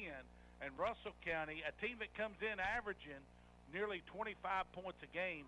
Allen, they rush for 182. They pass for 138. That's 320 yards if you don't have your calculator handy. In the first quarter, they're going to end up with no yards unless they bust something on us. And don't let me be Kirk Herbstreit to the Bengals right here. It was last night. We'll see if they get this snap off. They do before the end of the quarter. Low snap. He's Stringer feeling pressure. Flush him out of the pocket. Pass complete up to 40, 45. He's off to the races to the 50, 45, 40, 35, 30, 25, 20-yard line. That pass complete to Christian Williams. And it goes from the 36. That's a gain of over nearly 45 yards. We'll add it up here. That's all the way down to the 16-yard line. So that'd be closer, yeah, because it went from the 36. 48 yards. And that pass, it was from, and I just jinxed it like Herbstreit did the Bengals last night. As Wayne County almost threw a goose egg on yardage in the first quarter. That's the end of one quarter of play. When we come back, the Lakers are threatening on the Cardinals 16. Wayne County 13, Russell County 0, presented by Alton Blakely Ford. You're listening to Cardinal Football on WFLW. Wayne County Judge Executive Scott Gehring and members of the Wayne Fiscal Court would like to wish the best of luck to the Cardinals this season. To all students, have a great year. Best of luck, Cardinals, from Judge Executive Gehring and the Wayne Fiscal Court. Hey, that was my friend Logan's soccer coach. Why'd you honk and wave at her? Because she's also our Kentucky Farm Bureau insurance agent. She's the one who helped us get our house fixed after that big storm last year. Well, that explains the name of their team. Which is? The Storm. Of course. Kentucky Farm Bureau. Big on commitment. See your local agents, TJ Morgan and Stacy Dodson in the Farm Bureau building, North Main, Monticello. That big round. We are through one quarter of play, and it was all Wayne County. But Russell County, with their play of the night, facing dire straits. Tanner Stringer connects with Christian Williams. Williams, 10 catches for 106 yards, and they get their first down of the night as Williams goes for 48 on that pitch and catch. Terrible tackling by Wayne County. Stringer going to call his own number. They don't seal the outside. He gets 10 yards. That'll be near a first down. He's down near the 6. We'll see what the referees see if they call that a first down, or maybe he's just short. Maybe they're going to mark him just short. No, it's a first down. It's a 10-yard gain. It's going to be first and goal. And just like that time Wayne County didn't seal the edge on that outside. Well, and that's the first time they've tried the edges of the field on the running game. They've been up the middle, and traditionally it's hard to run up the middle against the Wayne County defense. So to see if Russell County maybe test the boundaries of Wayne County's defense here a little bit. Stringer has one back beside him. And I think they're going to get him for a motion that time. They was a little unset. That'll be the first penalty of the night. Clint Whitaker, the official, and indeed give Hutch a nickel. He got it right. False start. First penalty tonight on either team. Well, both teams playing clean. It's a big game, Al. And that's a little break for Wayne County there, and maybe stop a little of this Laker momentum. Yeah, you hate to see that big play right there at the end of the first quarter. They had the quarterback on the run, and he made just a little pitch pass out in the left flat, and the kid cut it all the way back across the field for a big game. I got scared when I didn't see any Cardinal defenders on this side of the hash. There was nobody over there. No, there was nobody. They didn't pin him to the sideline. They let him back to the middle of the field, so that was a big mistake. Wayne leads 13-0. Under 11 to play in the half. Russell County threatening. First and goal from the 11. Stringer go roll to his left, looking for a man. Incomplete. Nice coverage there by Wayne County. That was Tucker. He was trying to hit. It looked like number 16. That's his favorite target, Kenneth Willis. Oh, that was number 6. Was that Kenneth Wills? No, or Christian Williams? Either way, two of his favorite targets are Wills and Williams. That was number 16 that pass was intended for. And that is his leading receiver on the season, Kenneth Wills. Stops the clock, 10:43 to play. You must have not watched the Bengals and Steelers on Prime. I didn't get to see it last night. Herb Street was talking. The Bengals were ahead by 6. He said everybody in white knows Aaron Rodgers. They're feeling like they could lose this thing 31-30. The next pass was to the tight end for 76 yards. Yeah. But I wasn't wanting to jinx the Cards like that. Second and goal from the 11. And where is the That's edge? a hold. That's going to be a hold. They take a man down the end zone. Wayne County had him at about the 6, but that's going to back them up 10. Yeah, and you could see that one plain as day, Al. Yeah, there was a hold right back here along the 11-yard line, right about where the line of scrimmage was, and that's going to move them back 10. 13-0. Hey, don't forget at the half we're doing a little bonus inside Cardinal Athletics. We had a great interview with Darrell Stevenson and that region runner-up soccer team. So proud and wish him well. Sandra Baker got a big district tournament matchup on Monday night. What about Cave Lake tomorrow, Al? There's 35 schools, over 700 runners. Over 700 runners. I can't imagine keeping up with something like that. Well, luckily, yeah. So now the ball's back to the 17. It's second and goal. So that'll be a 10-yard mark off from the spot. And I thought it was generous, Al. I did too. I thought that hold happened around the 11-yard line. And now we get, I think the official is, he's going out to ask. The side judge on Coach Tyler Guffey's side.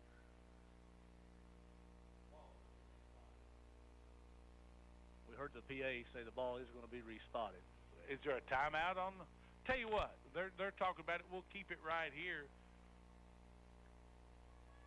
That's an official's timeout. It's an official's. The white hat is saying the hold. Tyler Guffey's saying the hold's back at the 15. How can the football just be at the 17? Yeah, it's a 2-yard penalty. You don't see many of those. They're not going to move it, it doesn't look like. Well, blow the whistle. Let's play football.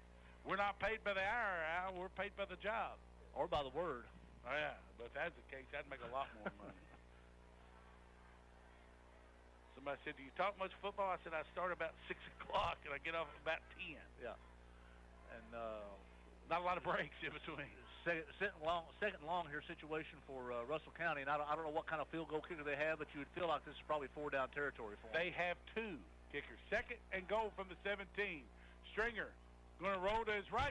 Nearly intercepted down at the 10-yard line. That was Weston Hancock who Good had a chance coverage at there by Weston. Had a chance at it, and that's going to bring up third and goal from the 17. 10:09 to play in the second quarter. Stringer kind of sprinted out to his right and tried to throw that one on the run and just overshot his receiver and almost a good interception there by Weston And he Hancock. had nothing but green grass. It might have been a pick six had he come up with it. 3rd and goal. Football is at the 17. Russell County working off the left hash. That's nearest the Cardinal fans in the Cardinal sideline. They're always on this side. The visitors across the way. Stringer feeling some pressure. He's going to be sacked back at the 25-yard line. That's Grayson Simmons again and Thorin Johnson. Grayson Simmons, if that's his sack, that will be his 5th. That would put him just one behind Colton Baker, who had one earlier. And they're going to say, mark him down, forward progress to the 23. Now it's 4th and goal from the 23. I think you give them both half a sack on that one. And for Johnson, he's all over the field, Thorne. And we mentioned him in the pregame. Yeah, and a senior on senior night, it'd be nice to see him have a big game here for Wayne County. That would put Soren to 3 sacks. He's got. Well, it's 4th and 23, 4th and goal. So if you're Wayne County, just don't let anybody behind you here. And do not pass interfere. They're in a shell coverage. And they're feeling. He's feeling pressure. They're hustling to the outside. He's going to call his own number, and he goes down, and he's going to go down well short of the first down. He got all the way down to around the 10. Doesn't matter, Al. That's not a first down. So the 2 big first downs, they get them on back-to-back plays. The Wayne County defense holds, and the Cardinals will have it 1st and 10. They're going to say on their own 11. So after the big pass play there at the end of the first quarter, Wayne County's defense stiffens. They got the one keeper that he got the first down on, and other than that. Yeah, and penalties set Russell County back a little bit on that drive. They had 2 crucial ones there back-to-back, but now Wayne County's going to take over. Looks like on their own 10-yard line with 9:07 to go before halftime. And let's see if Wayne County can put together a nice long touchdown drive here and put more points on the board going into half. That'd be huge for the Cardinals. Hey, it's a shout-out Friday night. Where are you listening in tonight? If you're watching on the YouTube channel or on CTS 99, or you're listening to WFLW957.com, or you're listening to the free app, that time that split back, they give it to the second back through, and that's going to be near first down. Was that right? That was Hancock again. Nice carry by Weston Hancock. That's going to be a pickup of about, trying to see, that ball started on the 11, so yeah, 8 yards.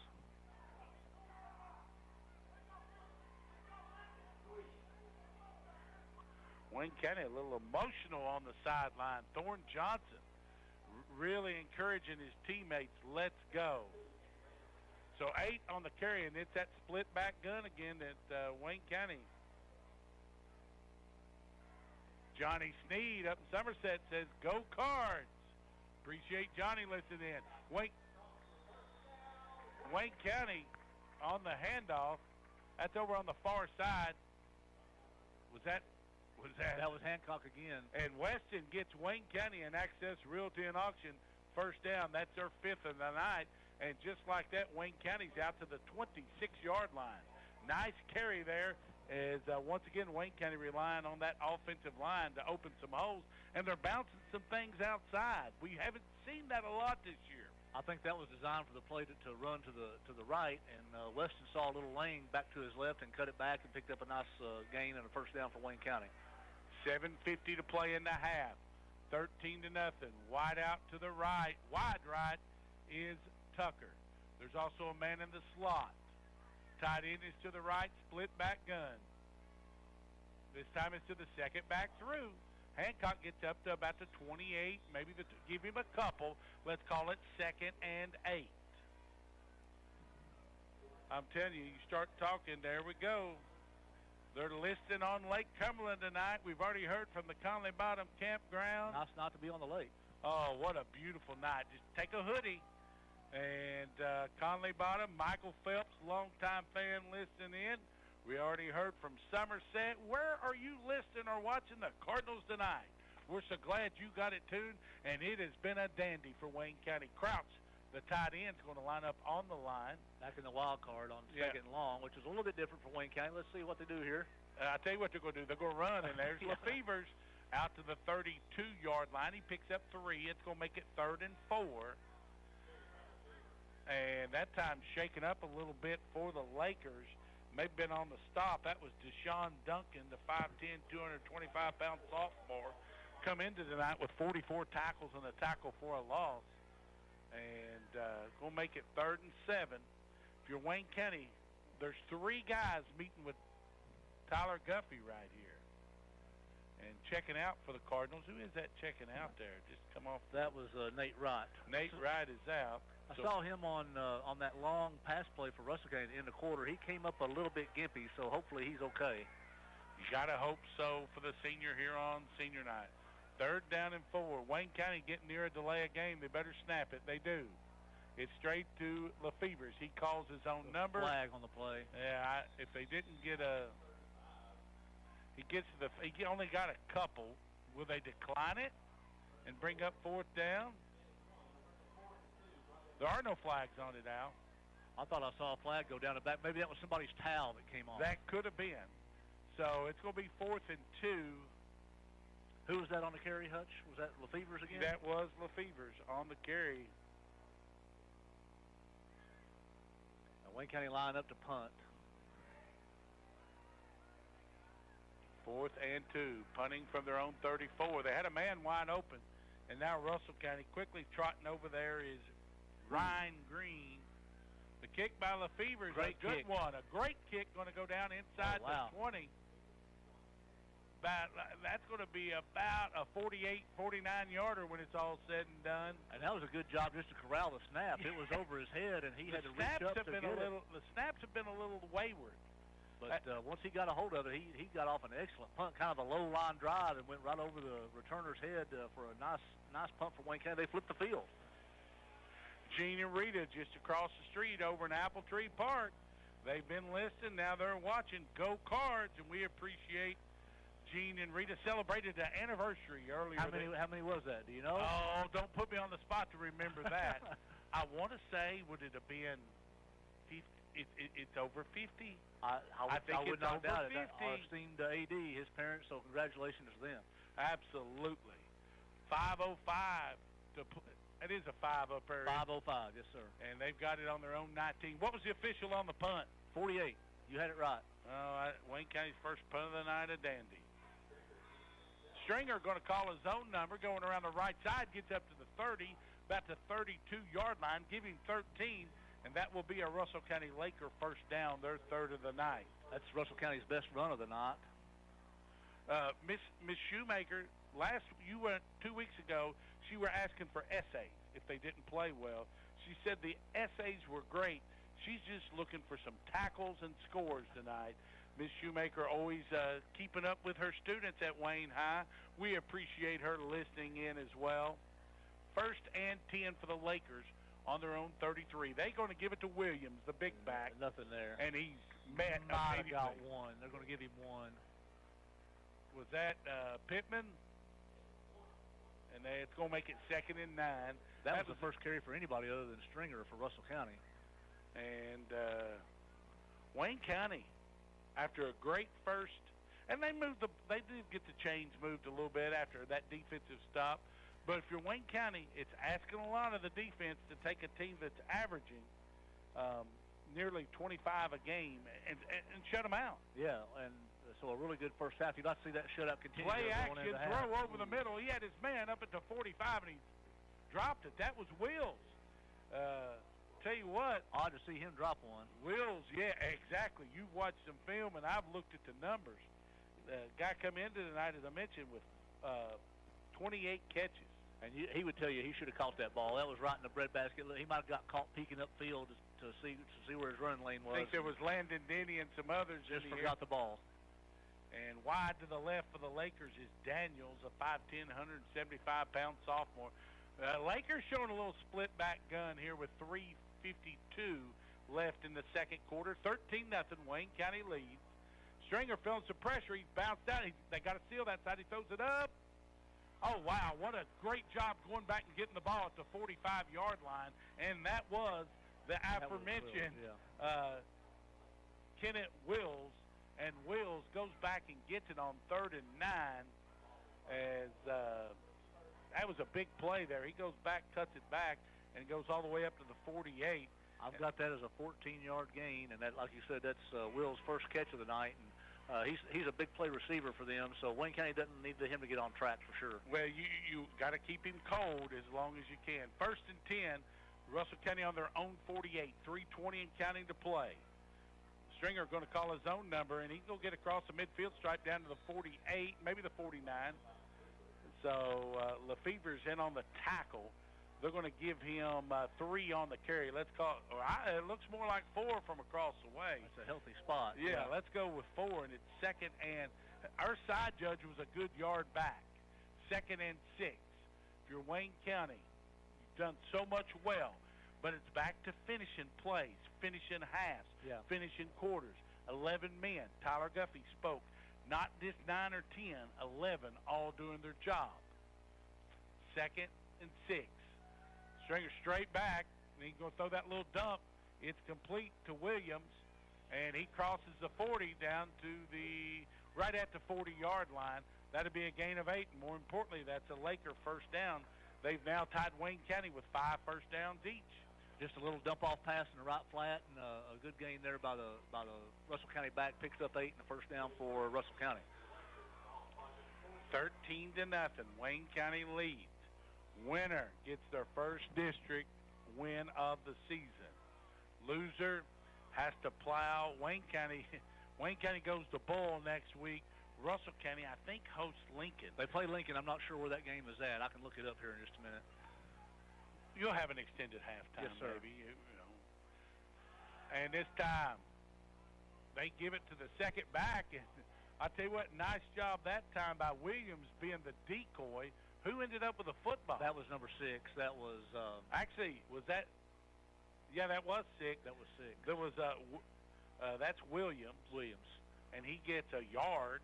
And they continue to test the middle of Wayne County's defensive line. It's just not working for Russell County. Anytime they've got to the edge, they've done pretty well. But the middle of the Wayne County defense is not giving up anything. Do you think they're setting up a little belly play where they pull it and the quarterback keeps it? 1:55 and counting to play. This time, Stringer going to roll to his right. He's sacked. Who was that?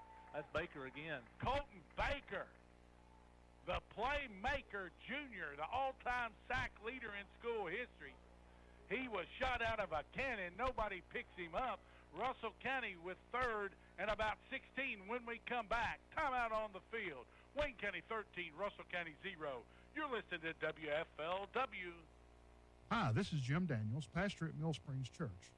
I'm a proud Wayne County letterman and proud of the life change going on weekly at the Springs. Our Sundays start at 11, and we'd love for you to stop by and visit us. Our dress is casual, our hearts are big, and we're the perfect place for imperfect people at Mill Springs Church. Mill Springs Church. Love God, love people, go Cards. Flu season is here. That means it's time for your annual flu vaccine.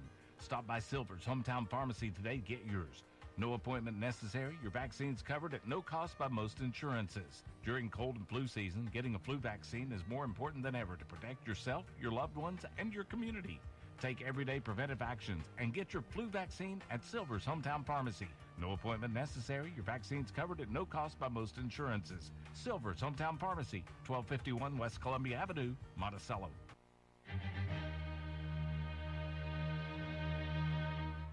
After the timeout, 3rd and 15, and it's a little throwback. Oh, wow.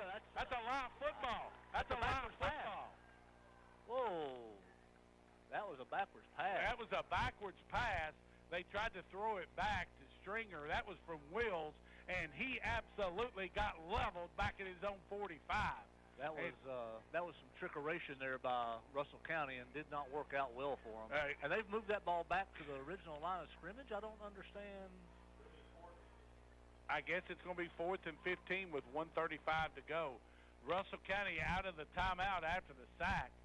You got to think they're going to punt this football and just live to fight another day. They were sacked on the previous play. They just had their Wheaties knocked out of their cereal box right then. I mean, it's 4th and 15. Wayne County playing with a type of vigor we've been looking for. High punt. Get out of the way of it, Wayne County. No. Oh, he fielded it and tried to run it. Is that Tucker? That is Tucker. Wow. Fair catch that thing, young man. As the punt goes back to the 20 from the 45. So that's a 35-yard punt, no return? Yeah. Or was that their? Yeah, it was. They were on their own 45, correct? Yes. So 5 and take another 30, 20, 35. They're going to maybe move it up. Yeah, give them 34 yards on the punt. 2 punts now for Russell County. Don't forget we have added inside Cardinal Athletics. We've talked to Daryl Stevenson and our old friend. I think she's been all over the airwaves lately, but maybe I see her on Cardinal TV. I see her lots of places. But I think Sandra Baker's going to join us, as we just saw her son, the sack maker, just knock the stuffing out of a young man. Wayne County, hold the football, take care of it, or just dive onto the ground. That time, Hancock, I believe the crabgrass monster got him there. He got tripped up by the 24-yard line. That's a game. Well, you're going to get 2 out of the carry, though. So that tells you what the line is doing for Wayne County. They're opening holes. 1:10 to play in the half. Wayne County 13, Russell County 0.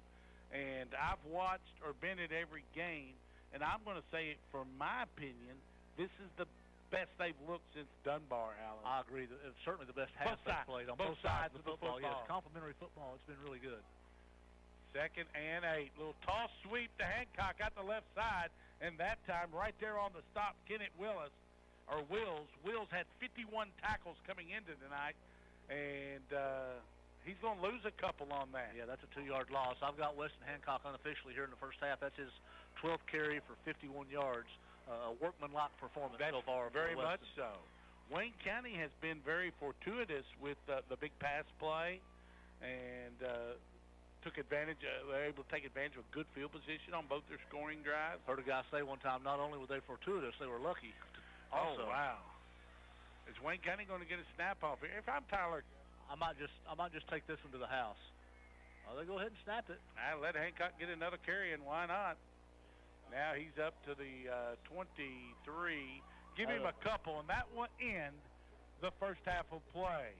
Wayne County leads Russell County 13-0. Bryce Lefever's 4-yard touchdown run. He missed the extra point on a tough hold.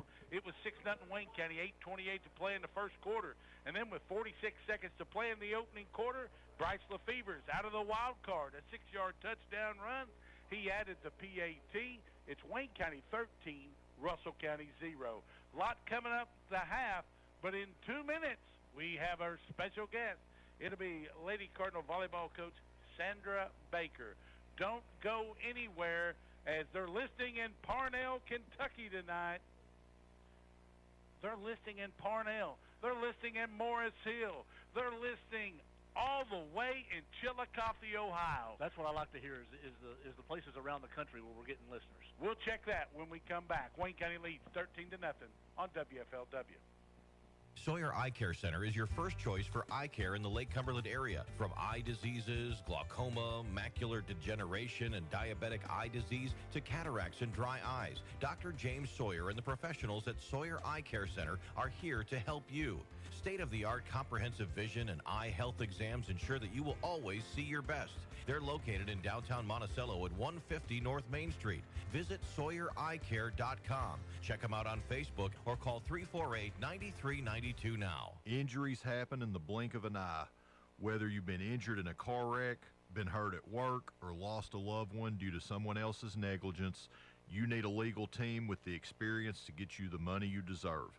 At Garmin & Ramsey, we've recovered millions of dollars for our clients. If you're facing a fight with big insurance, you can choose a TV lawyer you'll never see, or you can choose an attorney right here in your neighborhood. Small town service with big results. Choose Garmin & Ramsey. Call us at 348-5199. Wayne Hardwoods is now buying logs and standing timber. If you have logs or standing timber to sell, stop by Wayne Hardwoods just off the 90 bypass on the White Way Inn Road in Monticello, or call 348-0411 for Wayne Hardwoods. Good luck, Wayne County football Cardinals from Upchurch Insurance. For all your insurance needs, see Upchurch Insurance. Located on the 90 bypass, we can insure your auto, home, farm, or business. As an independent agency and a member of the Agency Network of Kentucky, Upchurch Insurance has access to dozens of companies to get you the best rate to meet your needs. Let Upchurch Insurance get you covered. Best of luck to the football Cardinals from Upchurch Insurance. Go Cards!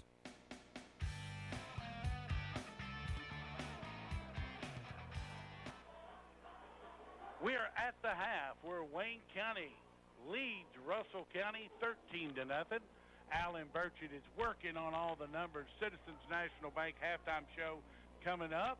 But I promised a duel inside Cardinal Athletics. We talked to region runner-up coach Daryl Stevenson earlier. When we come back, we're going to talk to Sandra Baker. But first, this from Wayne County Athletics. Wayne County Athletics has a proud tradition of excellence on the playing fields and courts while also displaying sportsmanship to reach our ultimate goals. We are equally proud of our academic achievements and strive to have the top student athletes in the region and across the state. Wayne County has over 400 student athletes participating in 17 varsity sports, and we're proud of all athletes, coaches, and a special thanks to the best fans anywhere in the Commonwealth. Best of luck and go Cards from Wayne County Athletics. Welcome back. We are at the half where Wayne County leads Russell County 13-0. Joined by the longtime volleyball coach of the Volley Cards, Coach Sandra Baker. Coach, I've seen you be on other media. You're constantly on Cardinal TV, seen you on other airwaves with her friends, but I'm glad you could go back to where it all started, WFLW. Anytime that you ask, I'm here, buddy. Now, Coach, I know you've had a meat grinder of a schedule. Let's be honest, your son plays on Friday nights, and most tournaments anymore aren't playing on Friday nights like they used to. But, boy, you've had some busy Saturdays this season for sure. Yeah, we went 5 Saturdays in a row, and, you know, like you said, we used to be Friday, Saturday tournaments, but thank goodness everybody's kind of drifted away from those, and they just make Saturdays an all-day-long thing. So we picked up a bunch of tournaments, and we've played a bunch of tri-matches on Saturdays, and we've been able to get a lot of games in this year.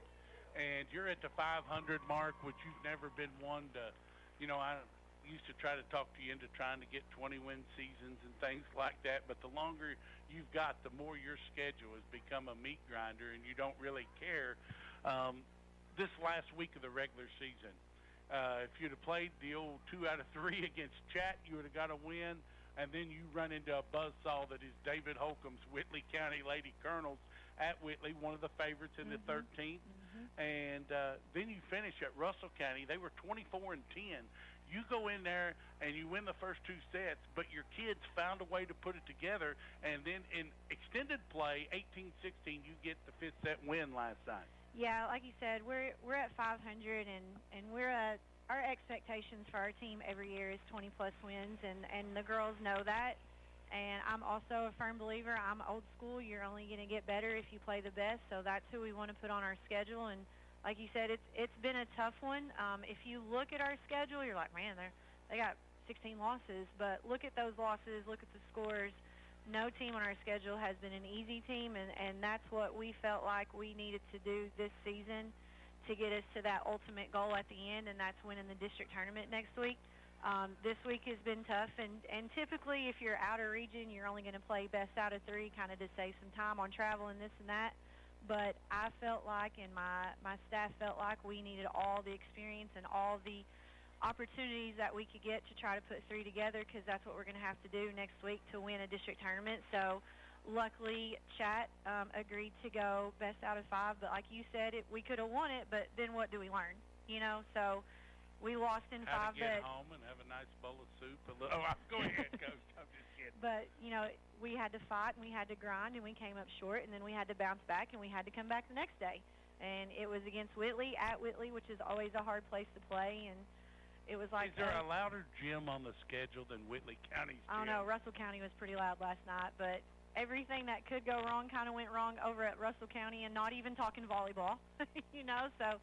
Sometimes you're faced with adversity, and there's things that are going on, and you just got to buckle down. And we competed a little bit more there in the 3rd set, but they got us in 3, and then we had practice on Wednesday, and then we went over to Russell last night.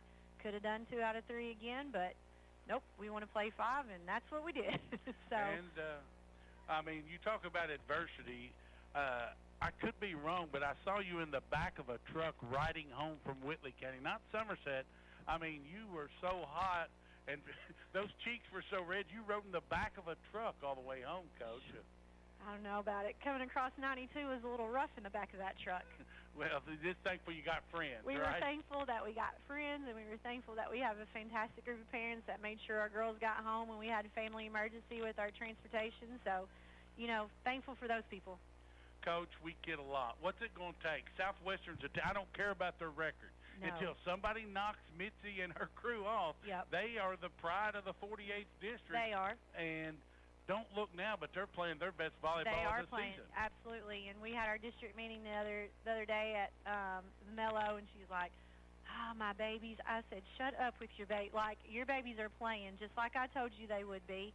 Because even though, their record does not represent anything that they're doing right now, they're playing well when it's time to go. And you know what? As of Monday morning, everybody's 0-0. So your record doesn't matter. It's what you've done in the season to prepare for that postseason. So against Southwestern, we're just going to have to buckle down and execute. We got to go out there. We got to do our job, whatever it may be, whatever your role is, whether it's getting aces, whether it's getting kills, whether it's passing the ball up, whether it's blocking, whether it's being the hot man on the bench? and the intensity. Like, everybody has to do their job. We have to have fantastic body language all the way across the board. We have to have high energy, and we just got to go out there and execute. If we do that, we'll be in good shape. Sandra Baker, what year is this for you, Sandra? 15. Are you the dean of coaches in the 12th region? Ain't no, Teresa left Pulaski several years ago. I believe so. All right, Sandra, best of luck. We'll be pulling for you. I know you want a big crowd. Southwestern will have a crowd. It's at McQuarrie Central, 8 o'clock. Yep. Hey, how about win the district and come back and see us? Hey, that's the plan. That's Sandra Baker. You've been taking a look inside Cardinal Athletics. Back with more halftime. Wayne County leads Russell County 13-0. And I do want to remind you, Josh Gregory's on his way to Lancaster. He's listening in. The Davises are watching and listening in. Parnell, the city with no pity. Back with more after this on WFLW. Hi, I'm Dr. Corey Ryan, and I'd love to welcome you to Community Care Clinic of Monticello. Our incredible team of providers, Ginger Kahn, Jason Hicks, Sandra Braswell, Michelle Dennis, and Stephanie Maggard, are here to deliver quality, compassionate care for you and your family. We're open Monday through Friday, 8:30 to 5, right here at 126 Franklin Drive in Monticello. Visit us online at www.faithhealthcare.net or call us at 606-396-3534. Community Care Clinic of Monticello, where your health is our priority. Lake Cumberland CDL Training School is now starting classes every 2 weeks. Training is performed in Monticello. Lake Cumberland CDL Training School has grants available. Call today to enroll. 877-308-9638. That's 877-308-9638. Lake Cumberland CDL Training School with classes in Monticello. Call 877-308-9638. Have you been in a car wreck? Is the insurance company treating you unfairly regarding the damage to your vehicle? You need a Hatfield on your side. I'm Rhonda Hatfield Jeffers. Let me fight for you. When I represent you in an injury claim, I'll do your property damage claim for free. Call me today, 606-679-0021, or visit my website at hatfieldonyourside.com. This is an advertisement. The City Pool Hall on the Public Square in downtown Monticello has new hours. You can get the best burger in town Monday through Friday from 8 until 6 and Saturday 8 till 3. The tables are open and the world-famous burgers are on the grill at the City Pool Hall. Announcing new hours, Monday through Friday 8 to 6 and Saturday 8 to 3. The tradition lives on. Burgers fresh off the grill. Get one today at the City Pool Hall on the square in downtown Monticello.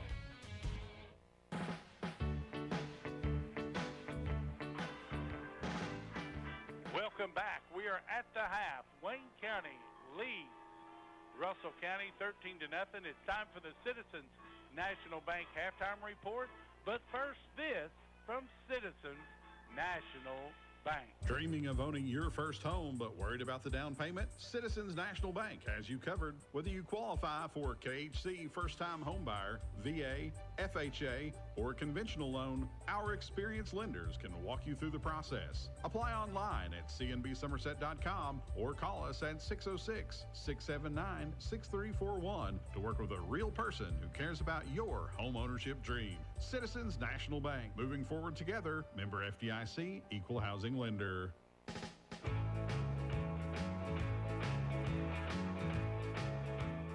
13-0 Wayne County lead.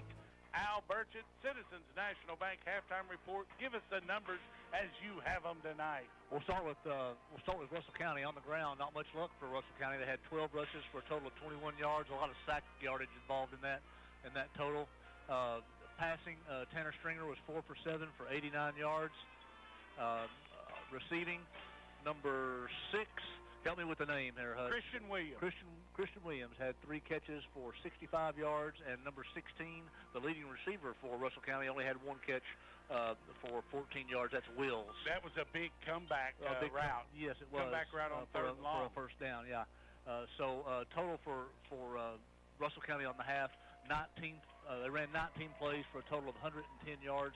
So a really good job by the Wayne County defense, especially on the ground against Russell County's ground attack. For Wayne County, they rushed the ball 21 times for 83 yards. Reese Garrett threw only 2 passes. They were both complete for a total of 53 yards, including the big 34-yarder to Ian Tucker. So they ran a total of 23 plays for 136 yards. Individually, Weston Hancock had 12 carries for 54 yards. Nate Wright had 3 carries for 1 yard. And Bryce Lefevers had 5 carries for 28 yards, including 2 touchdown runs. Wayne County's 2 touchdowns there in the first half. And again, Reese Garrett 2 for 2 through the air, 53 yards. One of those catches by, like we said, Ian Tucker, the big 34-yarder for a first down to set them up for their first touchdown. And then Dawson Crouch with a nice catch across the middle on third down for 19 yards. So good half for Wayne County. You said they're up 13-0 here as we wind down the halftime festivities. And I believe Russell County gets the ball to start the half. So important for Wayne County's defense to come out and continue that good play as we start the third quarter. 5 Access Realty and Auction first downs for Wayne County. No turnovers, no penalties except a couple kicked out of bounds, which are unmarked. 1 punt for 48 yards. Russell County 5 first downs, no turnovers, 2 penalties for 15 yards. They've punted twice for 58. That's a net of 29 per punt. That's your Citizens National Bank halftime report. The numbers that matter the most. Wayne County 13, Russell County 0. Back with more after this.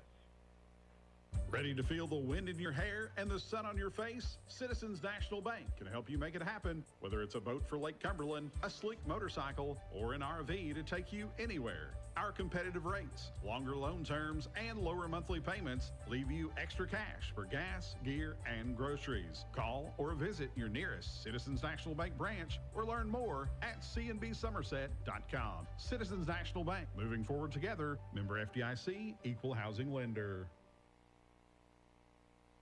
It's football time at Sloan's Trophies and Awards, 106 South Main in downtown Monticello. Get all your Little League football protective gear, plus all your fall sports Cardinal gear at Sloan's Trophies and Awards. Reminding you, trophies and awards are our business, and business is good. Sloan's Trophies and Awards, 106 South Main, downtown Monticello. Having an insurance agent that treats you like family and offers trustworthiness and consistency is hard to find. At Cornerstone Insurance here in Monticello, we look to build lasting relationships that are built on trust. We offer a variety of carriers so that we can find the best policy at the best price. For your home, auto, farm, and business insurance needs, please give us a try. 606-753-0224. For the latest used cars, trucks, and SUVs, it's Lake City Auto, located on East Kentucky 90. Lake City Auto is a home of fast and easy credit applications.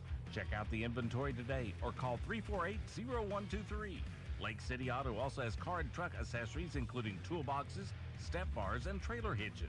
If you're in the market for a late model car, truck, or SUV, drop by Lake City Auto, 2104 East 90 Monticello. Check them out online at lakecityautoky.com.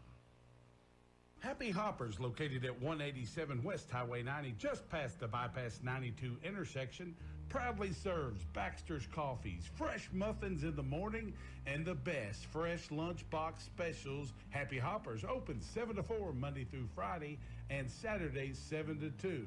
The Grub Hub, located at 8473 West Highway 90, is your home for the best deli meat, cheese, bread selection, along with a variety of homemade pies, desserts, plus so much more. The Grub Hub is open Tuesday through Friday 9 to 5, Saturday 9 to 4. Make a trip to the Grub Hub.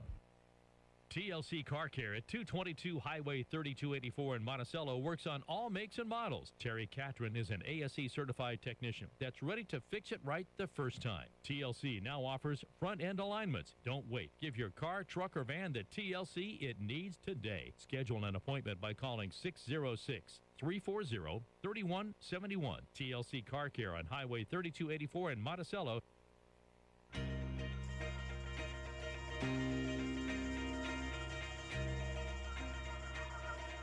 Tell you what, we was just talking about the Football Friday show off the air, Alan.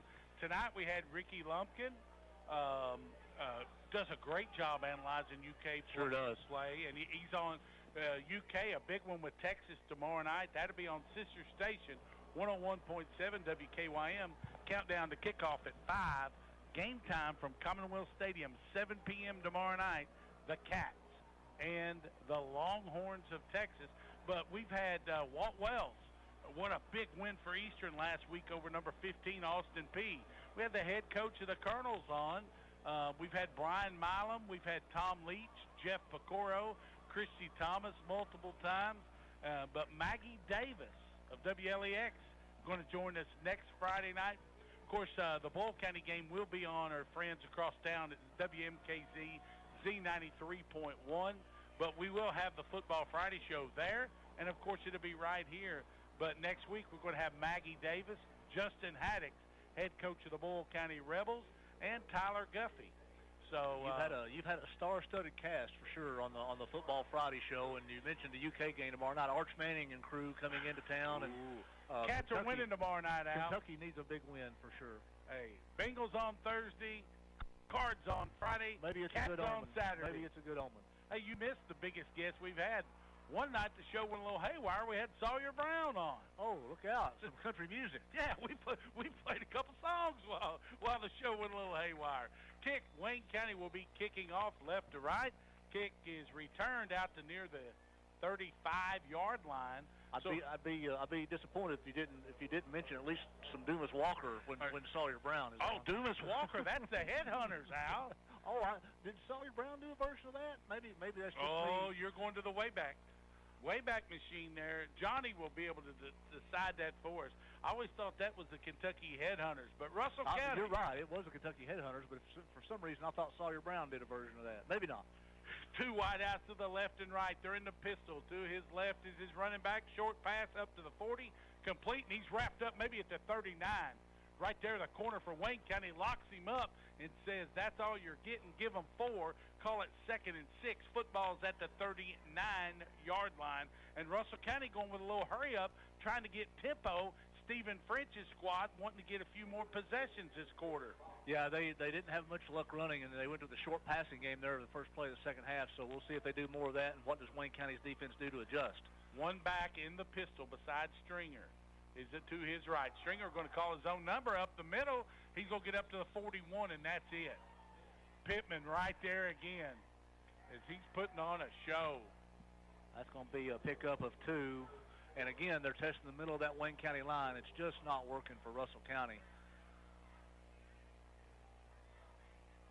We haven't seen any kind of play action. You would think maybe they go to some of that. You mentioned that in the first half where they're faking that dive up the middle and maybe catch somebody on a deep route, but nothing of that sort from Russell County to this point.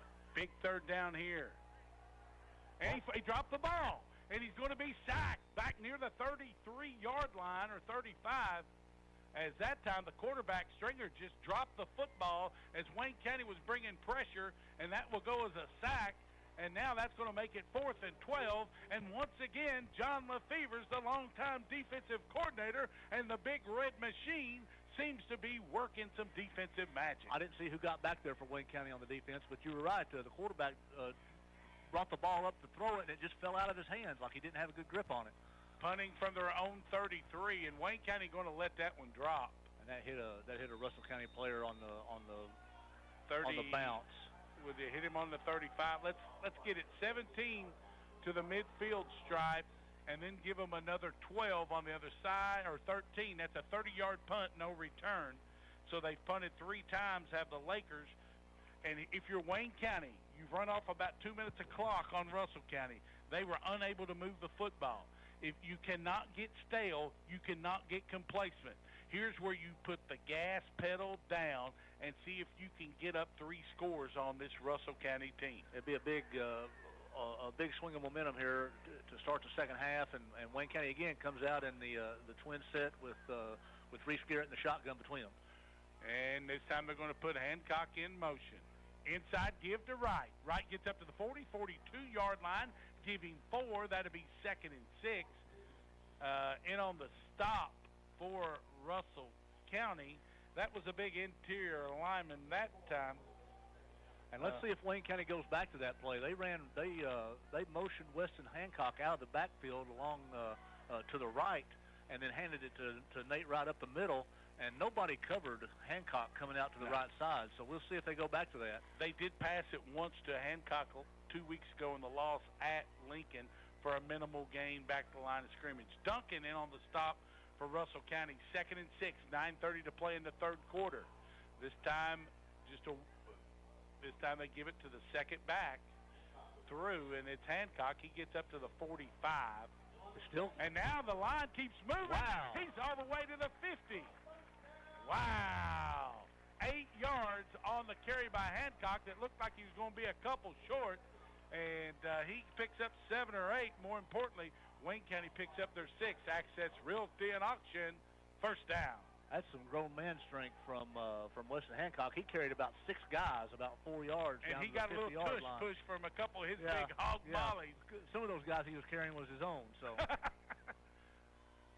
football is all the way out to the midfield stripe. Beautiful night for an October. You know, our friends down on 90, you know they're excited. It's Foothills Festival weekend in Clinton County. Getting the party started down there for sure. Oh, I think tomorrow night Aaron Tippin's the headliner, maybe. Ain't nothing wrong with the radio. I heard him twice, Al. Man in motion is Hancock. You got to stand for something, or you fall for anything. And this time it's a quick pitch to Wright. They almost botch it. And Wright's going to get down to the 47 or 8. Give him a couple. Let's call it second, and I believe they can give him 3. Yeah, the box is having to back up. You know that Wayne County chain crew. Second and let's call it short 8, Al. A short 8, long 7. If that's our guy, it's supposed to be 3, right? Yes. And if it's their guy, it's 2. That's right. That's how you do it. Absolutely. Under 8 to play. You've kept stats before, it sounds like. National Federation certified by the NHFS, Al. Who else in this town can give you that type of status? You're gonna have to. I'm gonna have to see the certificate. I did have it because I had to turn it in for professional development. This time, Garrett's going to roll to his left. Ooh, they said that ball hit the ground. And the back judge coming in. And that's going to end his perfect night. He was trying to hit Tucker up near the sticks, so that'll bring up third down. And they're going with checking out is Garrett. Colton Baker checks in, and now Crouch is bringing into play Dawson Crouch. So you got to think it's some sort of wild card package here. Yeah, that has to be. Or maybe they haven't shown us the beast package tonight. They line up. Still plenty of time. Oh, this is the wild card. We got Bryce Lefevers in the backfield.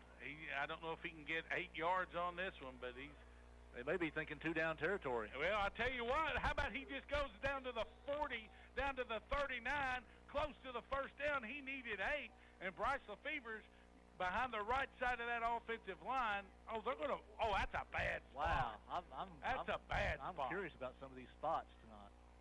4th down. How about just run the same play again? Yeah, they haven't proven they can stop that play whatsoever. Every time Bryce Lefevers has run it, he's had huge holes I to like run the way, through. and he come in with 3 carries tonight, and one of those was falling on a fumble in the end zone. Unless they hit him in the backfield, they're not going to keep him from getting 1 yard because he's going to fall forward for a yard. And he's getting a running start at it. 4th and 1. 7 minutes exactly to play. They are crowding the box. Can Lefevers get 1? Absolutely he does. Down to the 39. He needed 1. He gets 2. And that'll be an Access Realty and Auction. Cardinal first down. 7th of the night. And 6:50, and the clock just keeps running for Wayne County. Cardinals 13, Lakers 0. That's just smash mouth football right there. No trickeration like Russell County tried there at towards the end of the first, or on that last possession. And the first half. So Wayne County just up the middle for 2 yards, and now Reese Garrett back in the football game and the quarterback. Big hello out to former Cardinal letterman Chuck Reynolds. He's rolling down the road, and he's listening to WFLW, and he says, go Cards. 1st and 10. Football's on the Laker 39-yard line. Garrett with a back beside him. That's Colton Baker out of the backfield. Colton Baker, and too many linemen are standing up that time on Baker. He might get back to the line of scrimmage. Let's see where they end up. I think they're going to get him credit for a yard, and that was number 71, Beck, in the backfield again. They haven't been able to do much with him. They're going to actually say no gain. As it's now, nose of the football still close to 38. Give him a yard, Al. We'll give him a yard. Because why? Because Colton Baker, just his, looking at Colton, just his 13th carry of the season. He averages over 5 yards a carry. He's the defensive stalwart for Wayne County. As you mentioned, the all-time sack leader. He's only a junior, so he's going to be a hard man to catch for somebody. Garrett tries to get him with a little hard cadence there. And they're changing the play. And who's the back beside him? Is that still Baker again, yes. Baker switched sides. They inside give to Baker, and he's going to plow, keep it moving. That's going to be the first down. He got the 9 he needed, plus some, and that's an Access Realty and Auction first down. Colton Baker. And this is allowing Hancock and Wright to get a little bit of a breather here because they're both playing both sides of the ball too. And just as important, that clock continues to tick, tick, tick, tick, tick on down to 5 minutes to go here in the third quarter. Wayne County still with a 13-0 lead. They've advanced the ball all the way down to Russell County. Looks like about the 28-yard line. Yeah, so he went a good 11 on that one, wasn't it? Nice play, and good job of Auburn out, or whatever they called, to get back to that run play, and it was successful. Got to credit the freshman quarterback. He saw, he didn't like it. This time he's going to drop straight back, and he's going for the downs in triple coverage. Got to be interference. No, they just call it incomplete. It looked like Tucker got tackled. Maybe the ball was short enough. The referee thought it wasn't catchable, but there was 3 Lakers out there. Yeah, that was triple coverage. That's the same play they got the big play on in the first half, and Tucker was able to win that jump ball, but this time there were 3 Laker defenders. Lucky it wasn't picked off. I tell you what, I appreciate everybody watching on CTS 99, Cardinal TV as well, Alan. But, you know, we got our windows open, and did you just smell that popcorn? Oh. They must have just turned the machine over. That was Vintage Key Club from the late 80s there. You could smell the butter. And that's back when you could get the little megaphones full for $0.25, but drinks were $1. I like going to the drive-in, hearing the guys say, we're popping popcorn. Yeah. Oh, Harry at the drive-in. Inside give to the Cardinals. Most candy anywhere east of the Mississippi. That was my favorite line. And short gain there. That looked like Hancock back in the game for a 2-yard carry. And that was Beck again for Russell County. He's been all over the field for them. He's been a heck of a defender. Oh, wow. Of course, my brother, Scott, he was driving the pep bus to the soccer regional finals last night. He said a little tired. He's listening and watching from his recliner tonight. 3rd and 8, missing a dandy right here. Oh, wow. That's Lefevers again. Straight, like he was shot out of a cannon inside the 20 down near the 15. They needed 8 from the 26. Where are they going to spot the football? Looks like it's right on the 15-yard line. I've got us now with 9 Access Realty and Auction first downs. I haven't missed one, have I, Al? I don't think so, Hutch. All right, 3:35 and counting to play. Evidently, Jalen Lowe, if you're watching the blue-white, has already held his shoulder and walked out for the night. Oh. boy, you hope. Didn't look like anything major. The reports I'm getting while I'm trying to broadcast the game here at hand, but didn't look like much. Kentucky coming off an injury-riddled season last year. They can ill afford to start that way this year. Football's at the 15. Inside, Colton Baker hurdles down inside the 10 as it was first and 10 from the 15. And where are they going to spot that one at? That's a game of 7. So he's down to the 8, and that's the far side. That's the parking lot in. And, boy, if the Cardinals could get a score here, how good would Sweet Caroline sound to this home crowd? Yeah, because you're going to go up 3 touchdowns right at the end of the third quarter. The clock continues to tick down to 2 minutes and 35 seconds to go here in the third quarter. 2nd and 3. Once again, it's Baker. He goes left side. Gets inside the 5. I think that'll be a first down. Definitely a first down. And that will be an Access Realty and Auction first down, the 10th of the night for Wayne County. You think the Morris Hill crowd below us would be a little more excited. They're clapping like they're at a golf event or something down there. I expect a little more out of the Morris Hill crowd. They might have heard you because that clap came right after the comment there, Hutch. First and goal from the 3. How about don't change it right here? Yeah, you agree? Just keep pounding it up the middle. It's working. Colton Baker's done a good job on this drive. Inside give to Baker. He goes left. He's hit. And that is number 71, Beck, again. He gets down to the 1, giving 2. It'll be 2nd and goal. More importantly, more time is ticking off that clock. That's going to make it 2nd and goal from maybe just outside the 1-yard line. Hard to see the football exactly where it's spotted on the far side of the field.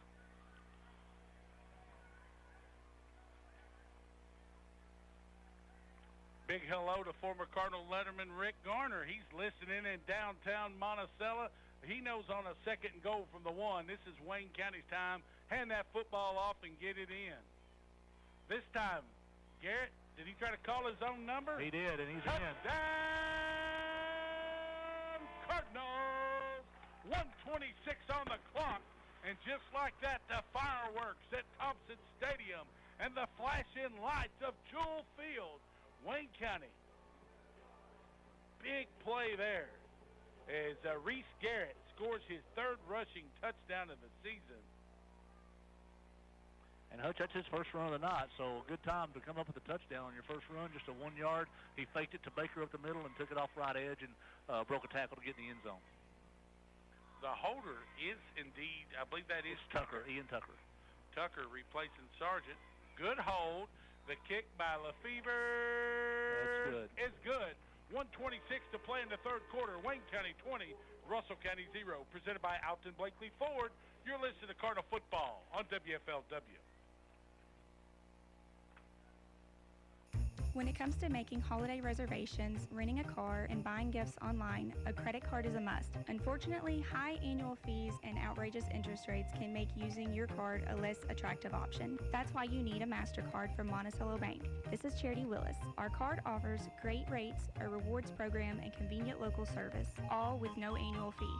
Stop by to apply for your MBC MasterCard or apply online at mbcbank.com today. Monticello Bank, where people matter, member FDIC. Lake Cumberland Primary Care provides health care for the entire family. They provide sports physicals and a vaccine program for all ages. They have x-ray services available on site and offer extended hours in the walk-in clinic. The walk-in clinic is open Monday through Friday, 8 a.m. to 6:30 p.m. and on Saturday and Sunday from 10 a.m. to 4 p.m. Lake Cumberland Primary Care is located on Bypass 90 in Monticello. Thank you for allowing them to participate in your health care.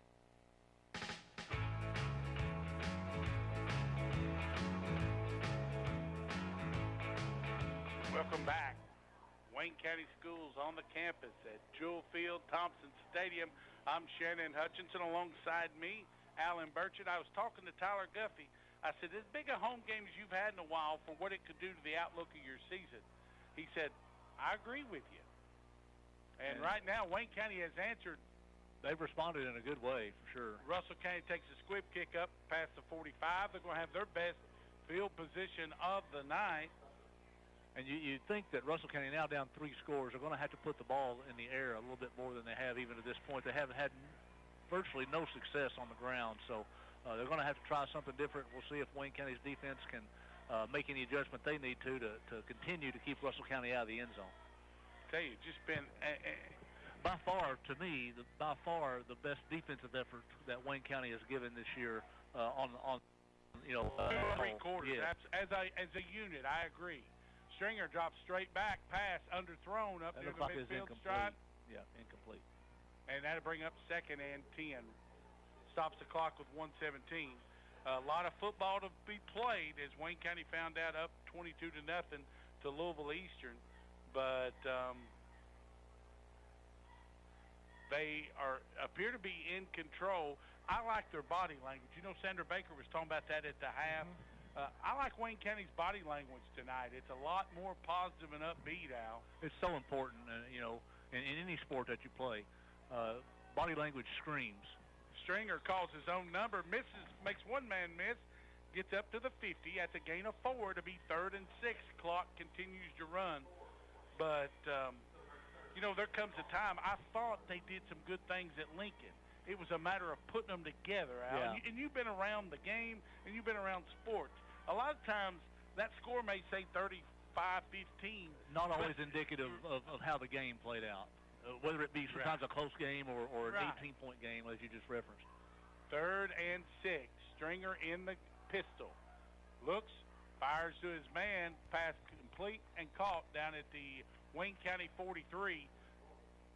They needed 6. They got about 7 or 8, and that'd be a Russell County first down. Their first of the second half, 6th on the game, and now we're at 30 seconds to play, and it's 20-0 Wayne County. That pass was completed to number 24. That's a rare... Taylon Huckabee. Yeah, Huckabee, the 5'9 sophomore. That tells you Wayne County's doing a good job on Williams and Wills. Yes, they have. This time the quarterback going to call his own number straight up the middle, and he crosses down to the 39, giving 3. That will be the last play of the 3rd quarter. Don't go anywhere. Wayne County in a hog molly, an old-fashioned slobber knocker, JR. It's Wayne County 20, Russell County 0. Back with the 4th quarter in 1 minute, presented by Alton Blakely Ford.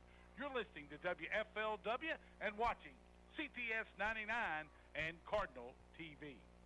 Step inside Main Street Books, where every story begins. From brand new bestsellers to hidden gems waiting on the shelf, we've got something for every reader.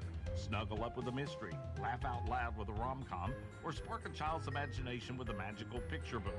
And don't forget, our shelves are always stocked with great gifts, journals, and cozy reads to brighten your day.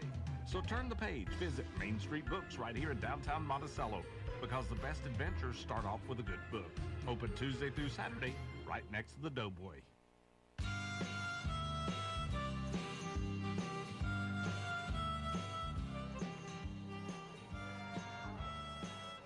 Welcome back, Wayne County fans, as we get ready to start the 4th quarter here, as Wayne County has taken a 20-0 lead at the end of the 3rd quarter. Russell County will begin a 2nd down play from the Wayne County 39-yard line. If Wayne County could keep Russell County out of the end zone here, Hutch, you'd have to think it'd go a long way towards putting this game to bed. Absolutely. And just been a dominating team effort by Wayne County. Big 2nd down here. Stringer. Pass. Complete. Oh, dropped it. Wheels again. Had it down near the 32-yard line, and that would have been enough for a first down. And I tell you what, Wayne County has really, knock on wood, Al, knock on it with me, they've done a nice job. Wheels would have caught that one, but there wasn't a whole lot. There wasn't going to be much there, but it would have been a first down. He's only got 1 catch on the night, and you can see the frustration. You talked about body language earlier. He dropped that pass. It was right in the breadbasket, and I think that's the 2nd one he's dropped, and you can just really see the frustration in his body language, and so that's a good sign for Wayne County. And Wayne County's defeated Russell County 6 straight times, dating back to the mid-2015 or so. And the Russell County kids have heard that this week. They've heard it all week, thinking this was their year. And Stringer is going to be flushed out of the pocket, going to be thrown down at about the 35-yard line, and he was just absolutely chucked out of bounds. That was Nate Wright who had him around the shirt or around the jersey and slung him out of bounds. It wasn't it wasn't a bad play. It's just how he got a hold of him. That's 15 carries for Stringer. I've got him unofficially with only 25 yards. And They've he had done a good over job. 900. Yeah, they're doing a good job of bottling up the quarterback run. 4th and 2. Russell County. Huge play for Wayne County's defense. One back. Beside Stringer is Williams. He's going to drop straight back. Pass complete down to 30. And that was Wills on the catch. So his second catch of the night, and that's a gain of 6, enough for a first down for Russell County. And that's their 7th first down of the night. We'll stop the clock at 11:08 as they set the change, and then they say, let's roll it and play. 11 minutes as football's down to the 28-yard line. Nate Wright with another tackle there. He played off of Wills just a little bit there, and he just did a little stop route and picked up 6.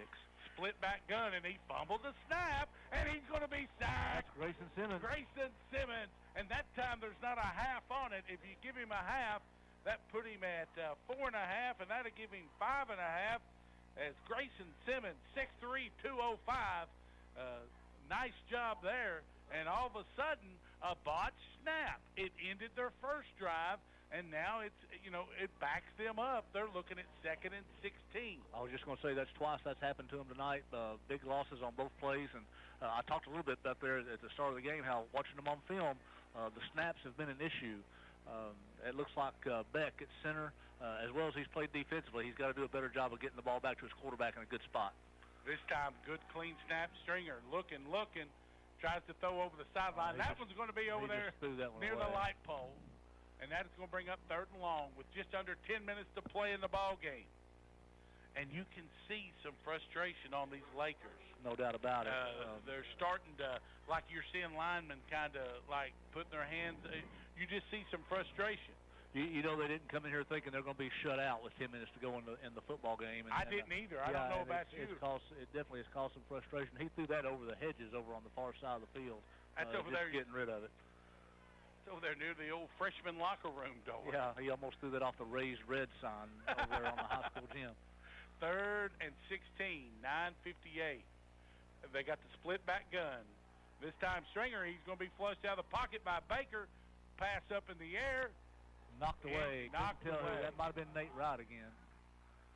And nice coverage there, and that's going to, if you're Stephen French and you're Russell County, you've got to find your best play you've got in the playbook. And you got that sheet of the all-time numbers that I gave you a little earlier? I do. I was just looking. I wanted to see the Russell County's last win in this rivalry. It dates all the way back to 2010, a 56-27 win. That was right here at what was then Jewel Field. So Wayne County won in 15, 16, 17, 18, 23, and 24. That starts adding up. Sure does, and seems wild to think that's 15 years ago. Middle screen, and that's not going to work. No, he didn't even get back to the original line of scrimmage. That was Wills. That's a good job by Baker covering that Baker middle screen. recovered and went right there. And minimal gain. They're going to give him 3 or 4 if that. But I can remember when Wayne County started in 91, they lost to Russell County 91, 92, 93. Lost 21-20 in 94, 33-14 in 95, 96. They lost 99, 2000, and 01. Count that up. That's 2, 3, 4, 5, 6, 7, 8. That was 9 in a row. 9 losses in a row to Russell County. And Alvin Sexton's first year, they get a 28-27 win. They come back in the 4th quarter down 2 scores. That's some kind of memory, Hutch, I tell you. Well, oddly enough, I rode over with longtime public address announcer Dan Vickery. Okay. And we said, we know this song and dance. Then we flipped it on the way back, and by the time we got home, Wayne County had won. Cardinals with a football. Hancock. And I don't know why they didn't blow the whistle a little sooner there. They're going to give him a gain of 1 on the play. He was met pretty quick. And the officials, let's say this. We've not hardly mentioned them tonight. Because between them they've thrown 2 flags. Knock on wood, Wayne County without a penalty on the night, and a little concerning. Trayshawn Bryant awfully slow getting back to the huddle. He's got a little hitch in his giddy up there. He's a big offensive lineman, though. He'll be okay. He'll mosey back up to the line and get it going again. Trayshawn, you can't always pay attention to that ankle or that knee or that wrist. Might pull a Jim Brown and act like he's hurt and then come back and run completely over you. Absolutely. 2nd and 10 as Wayne County letting that clock run. Hey, why not go ahead and get you another score if you can? This time they give it to Hancock. He lowers his shoulder out to the 40, gets up to the 41, and that's going to be a gain of 8 or 9, so it makes it very third and manageable. And you know you got the Lefevre's wild card or Colton Baker in your pocket if you want to do something a little different. Yeah, good night for both those guys running the football, and a workmanlike night for Hancock as well. Hancock. He's got 17 rushes now for 73 yards. And third and short here for Wayne County, up 20-0. My guess is it's 4-down territory, and they're sticking with. They're not going to the wild card on third and shorts this time. They're going to stick with Garrett and Hancock in the backfield. And Hancock's to his left in that pistol formation. The hand is up on the back, Judge, which means there's less than 5 seconds. Garrett, you got to snap the football, and he does just in time. Oh, and that was a bad. They waited too long, and they allowed, and that's all the way back to the 39. If you're Wayne County, do you punt?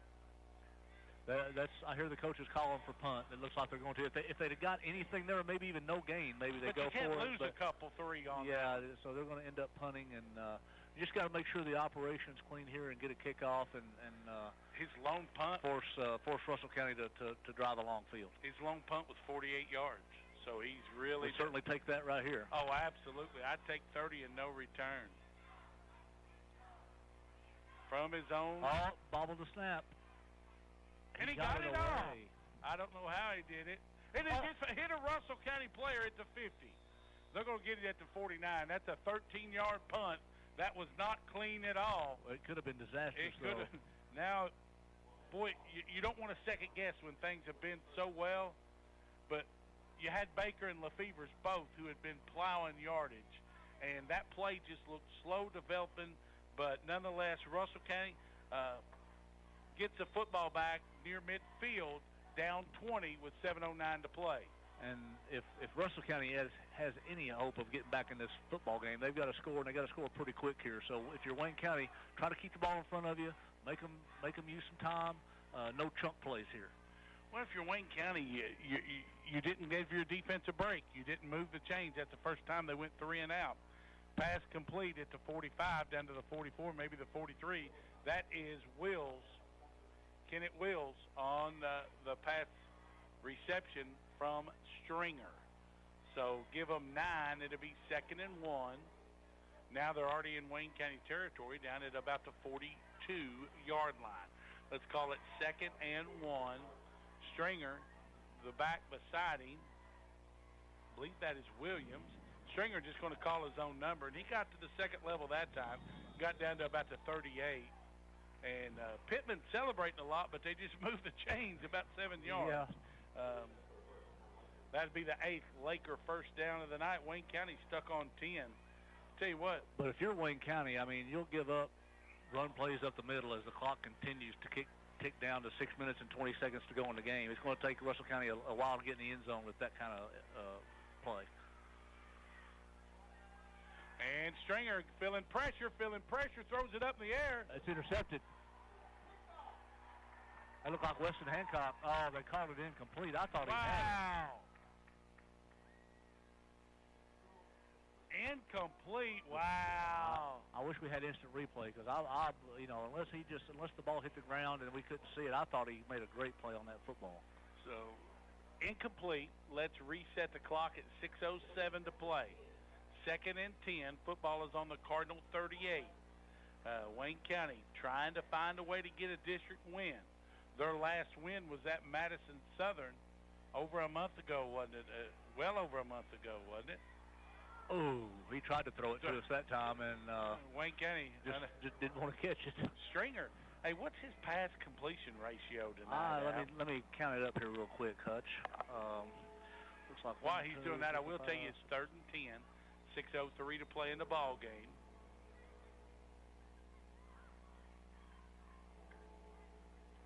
As the bell tolls here at Jewel Field. I've got him 8 for 18. And this is a guy that come into the night And, I mean, there's numbers. He had completed 56 of 96 for over 900 yards. And he's had a couple of kids drop the football on him tonight, but Wayne County's done a good job getting pressure. He has not had a clean pocket to throw from. And now they're bringing pressure.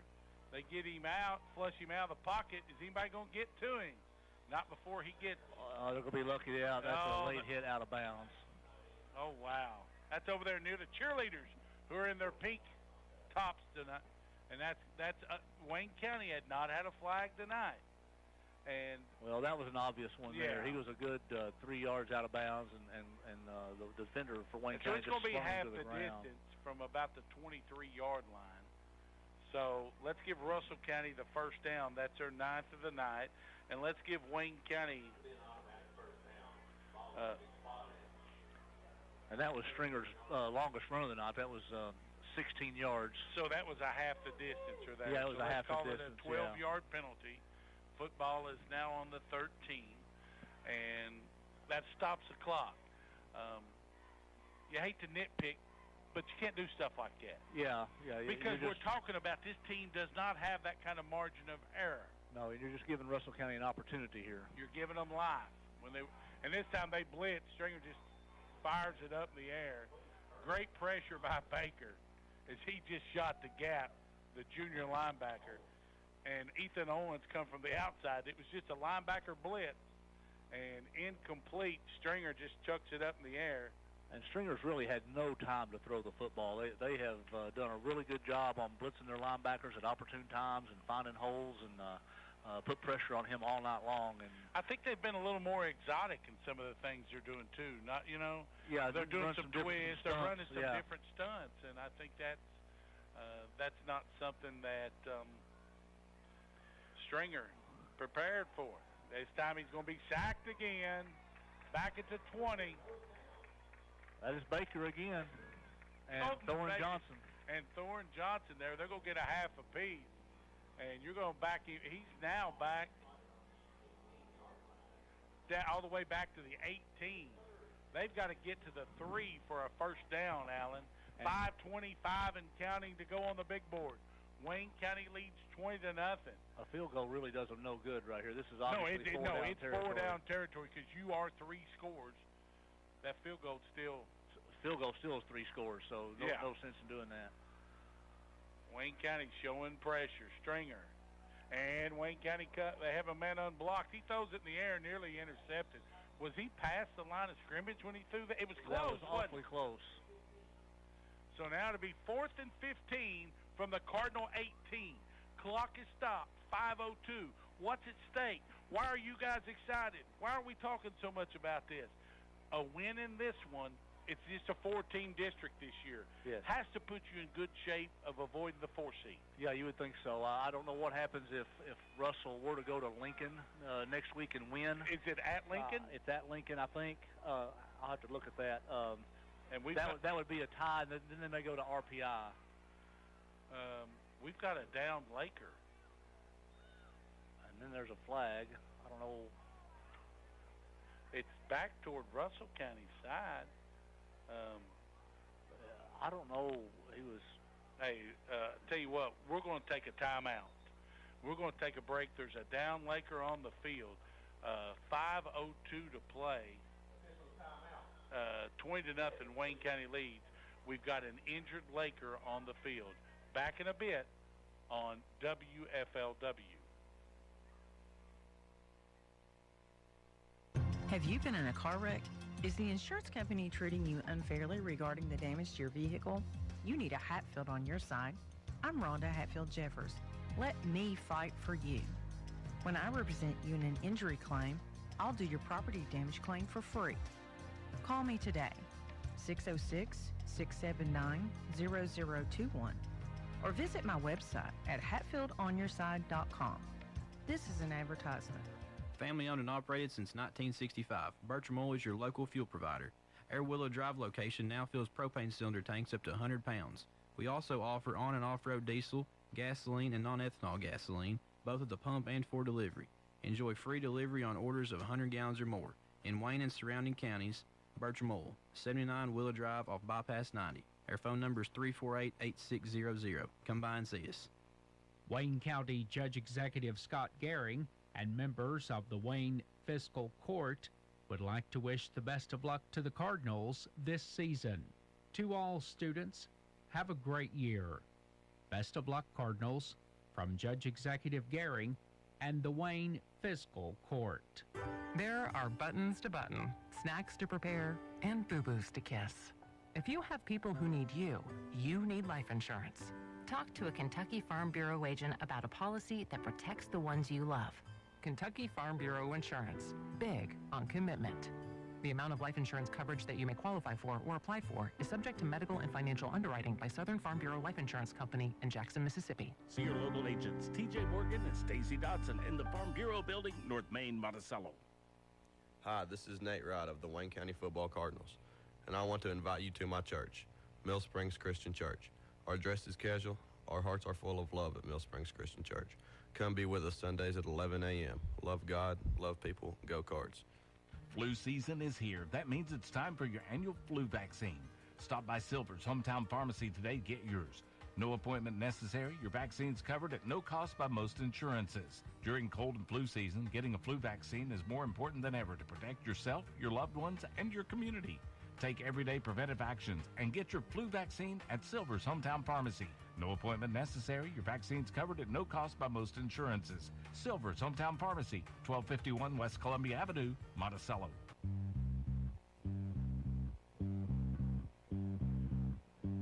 Back at Jewel Field, and thoughts and prayers are with that Laker. Russell County had a player. He's currently, they called paramedics immediately.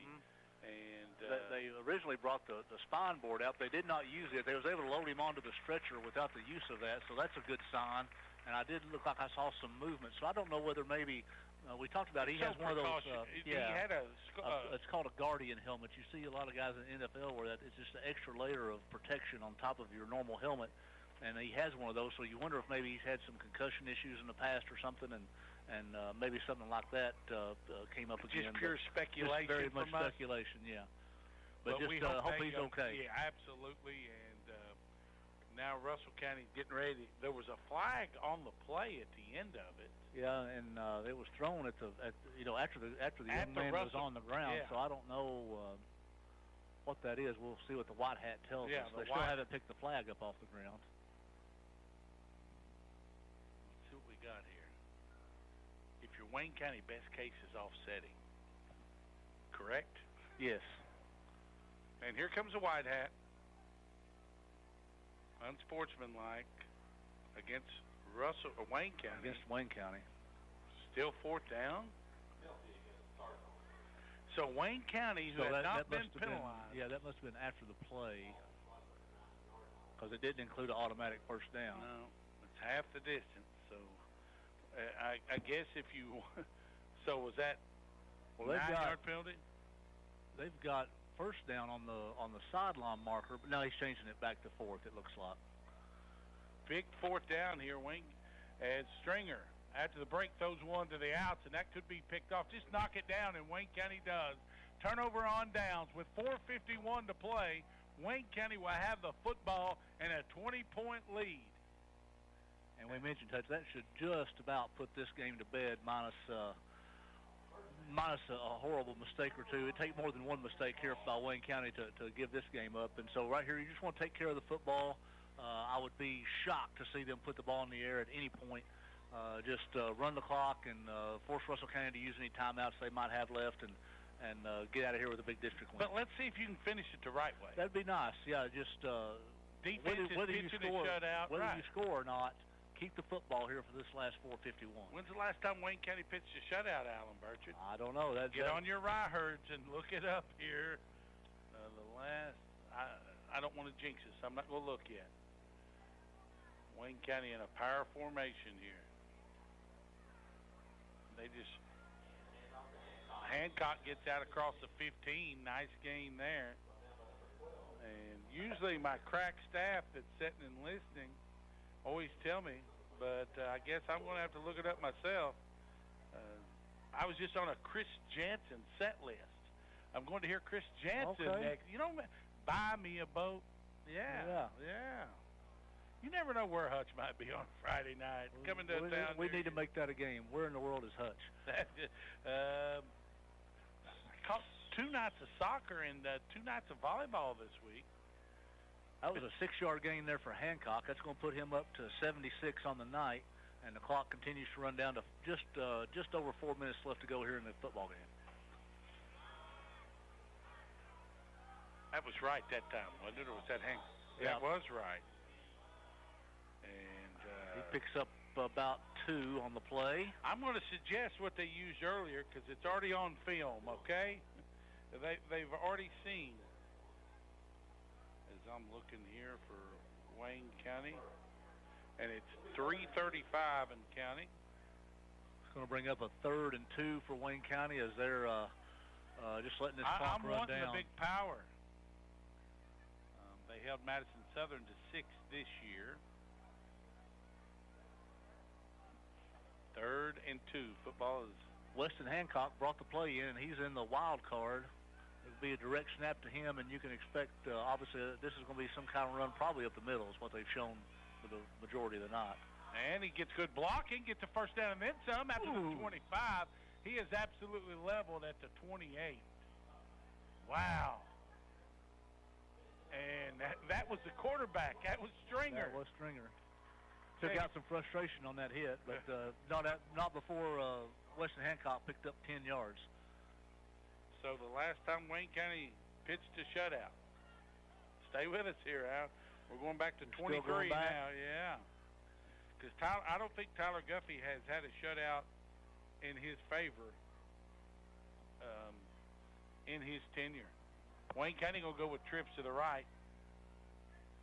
Hey, are you ready?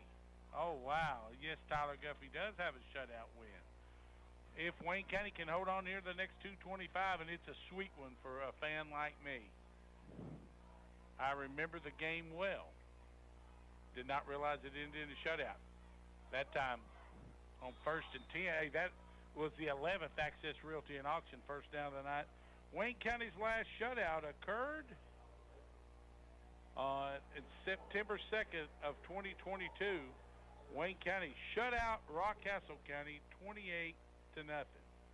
Their last shutout would have been September 2nd, 2022. So 3 years ago, and against Rockcastle, that's an impressive shutout. Was that one at home or on the road? That was at home here. Rockcastle come out the bus feeling pretty juiced after a couple wins, and that ended the series after that. Never to play again. Always interesting when you get beat 28-0 and say that's enough. That's enough. We've had enough. Wayne County going to run it. That was a quarterback keep. Garrett picked up about a yard there. And it's going to bring up 3rd and 4. That's a long 4, Al. We short 4. It's a long 4 with a minute. And Russ County not even going to take the timeout. I'd like to see Wayne County. I think that Russ County at this point is ready to get on the bus and go home and get ready for a home. We mentioned whether that game is at Russell County next week. They've got Lincoln at home next week. Hey, now I watched Lincoln 2 weeks ago, and Russell County's got to do a lot of things different. They'll have their hands full. Yes, sir. I think Levi Rogers is maybe taking that away from Justin Haddock. Could be coach of the year in this district for sure. They wait till the hand holds up. It's 3rd down and 4. And this time it's the Lefevers, correct? Or who is that? I believe that was Lefevers. He was fighting for the first down. Turbo Sylvester. And that's the 12th first down of the night. On senior night, they got Sylvester in there. That's his first carry of the season. Ethan Sylvester. Well, good for him. A senior getting in and picking up a big first down basically to end the football game. And I've got us with 12 first downs. That was an Access Realty and Auction first down. And you got to credit Russell County here. They didn't take timeouts, try to prolong it. Wayne County absolutely whipped them. And that's your ball game for the first time since September of 2022. Wayne County pitches a shutout. Cardinals 20, Lakers 0. Wayne County improves to 3-5. Russell County drops to 3-5. Wayne County scored 13 in the first quarter, and they added 7 in the third. That was enough as Russell County, the Lakers, shut out. We've got to work. We've got some business to take care of. Hey, I'll tell you what, I'm going to give the player of the game to Bryce Lefevers, and I want to give it to the line. I want to give it to the whole offensive line. And the defense as a whole. And the defense. But the player of the game, I agree, Bryce Lefevers with Let's give it touchdowns. to him and Colton Baker, because Baker had about 4 sacks tonight or 3. Yeah, Are why you not? all right with Why not on senior night have an offensive player in the game and a defensive player of the game? All right, your Silvers Hometown Pharmacy players of the game. On offense, Bryce Lefevers, and on defense, it will be Colton Baker, the junior linebacker, as he had sacks all over the field tonight. Gave him good energy on offense, too. So your Silvers Hometown Pharmacy players of the game, Bryce Lefevers and Colton Baker. And your and your Garmin and Ramsey attorneys at law play of the game. The Garmin and Ramsey play of the game.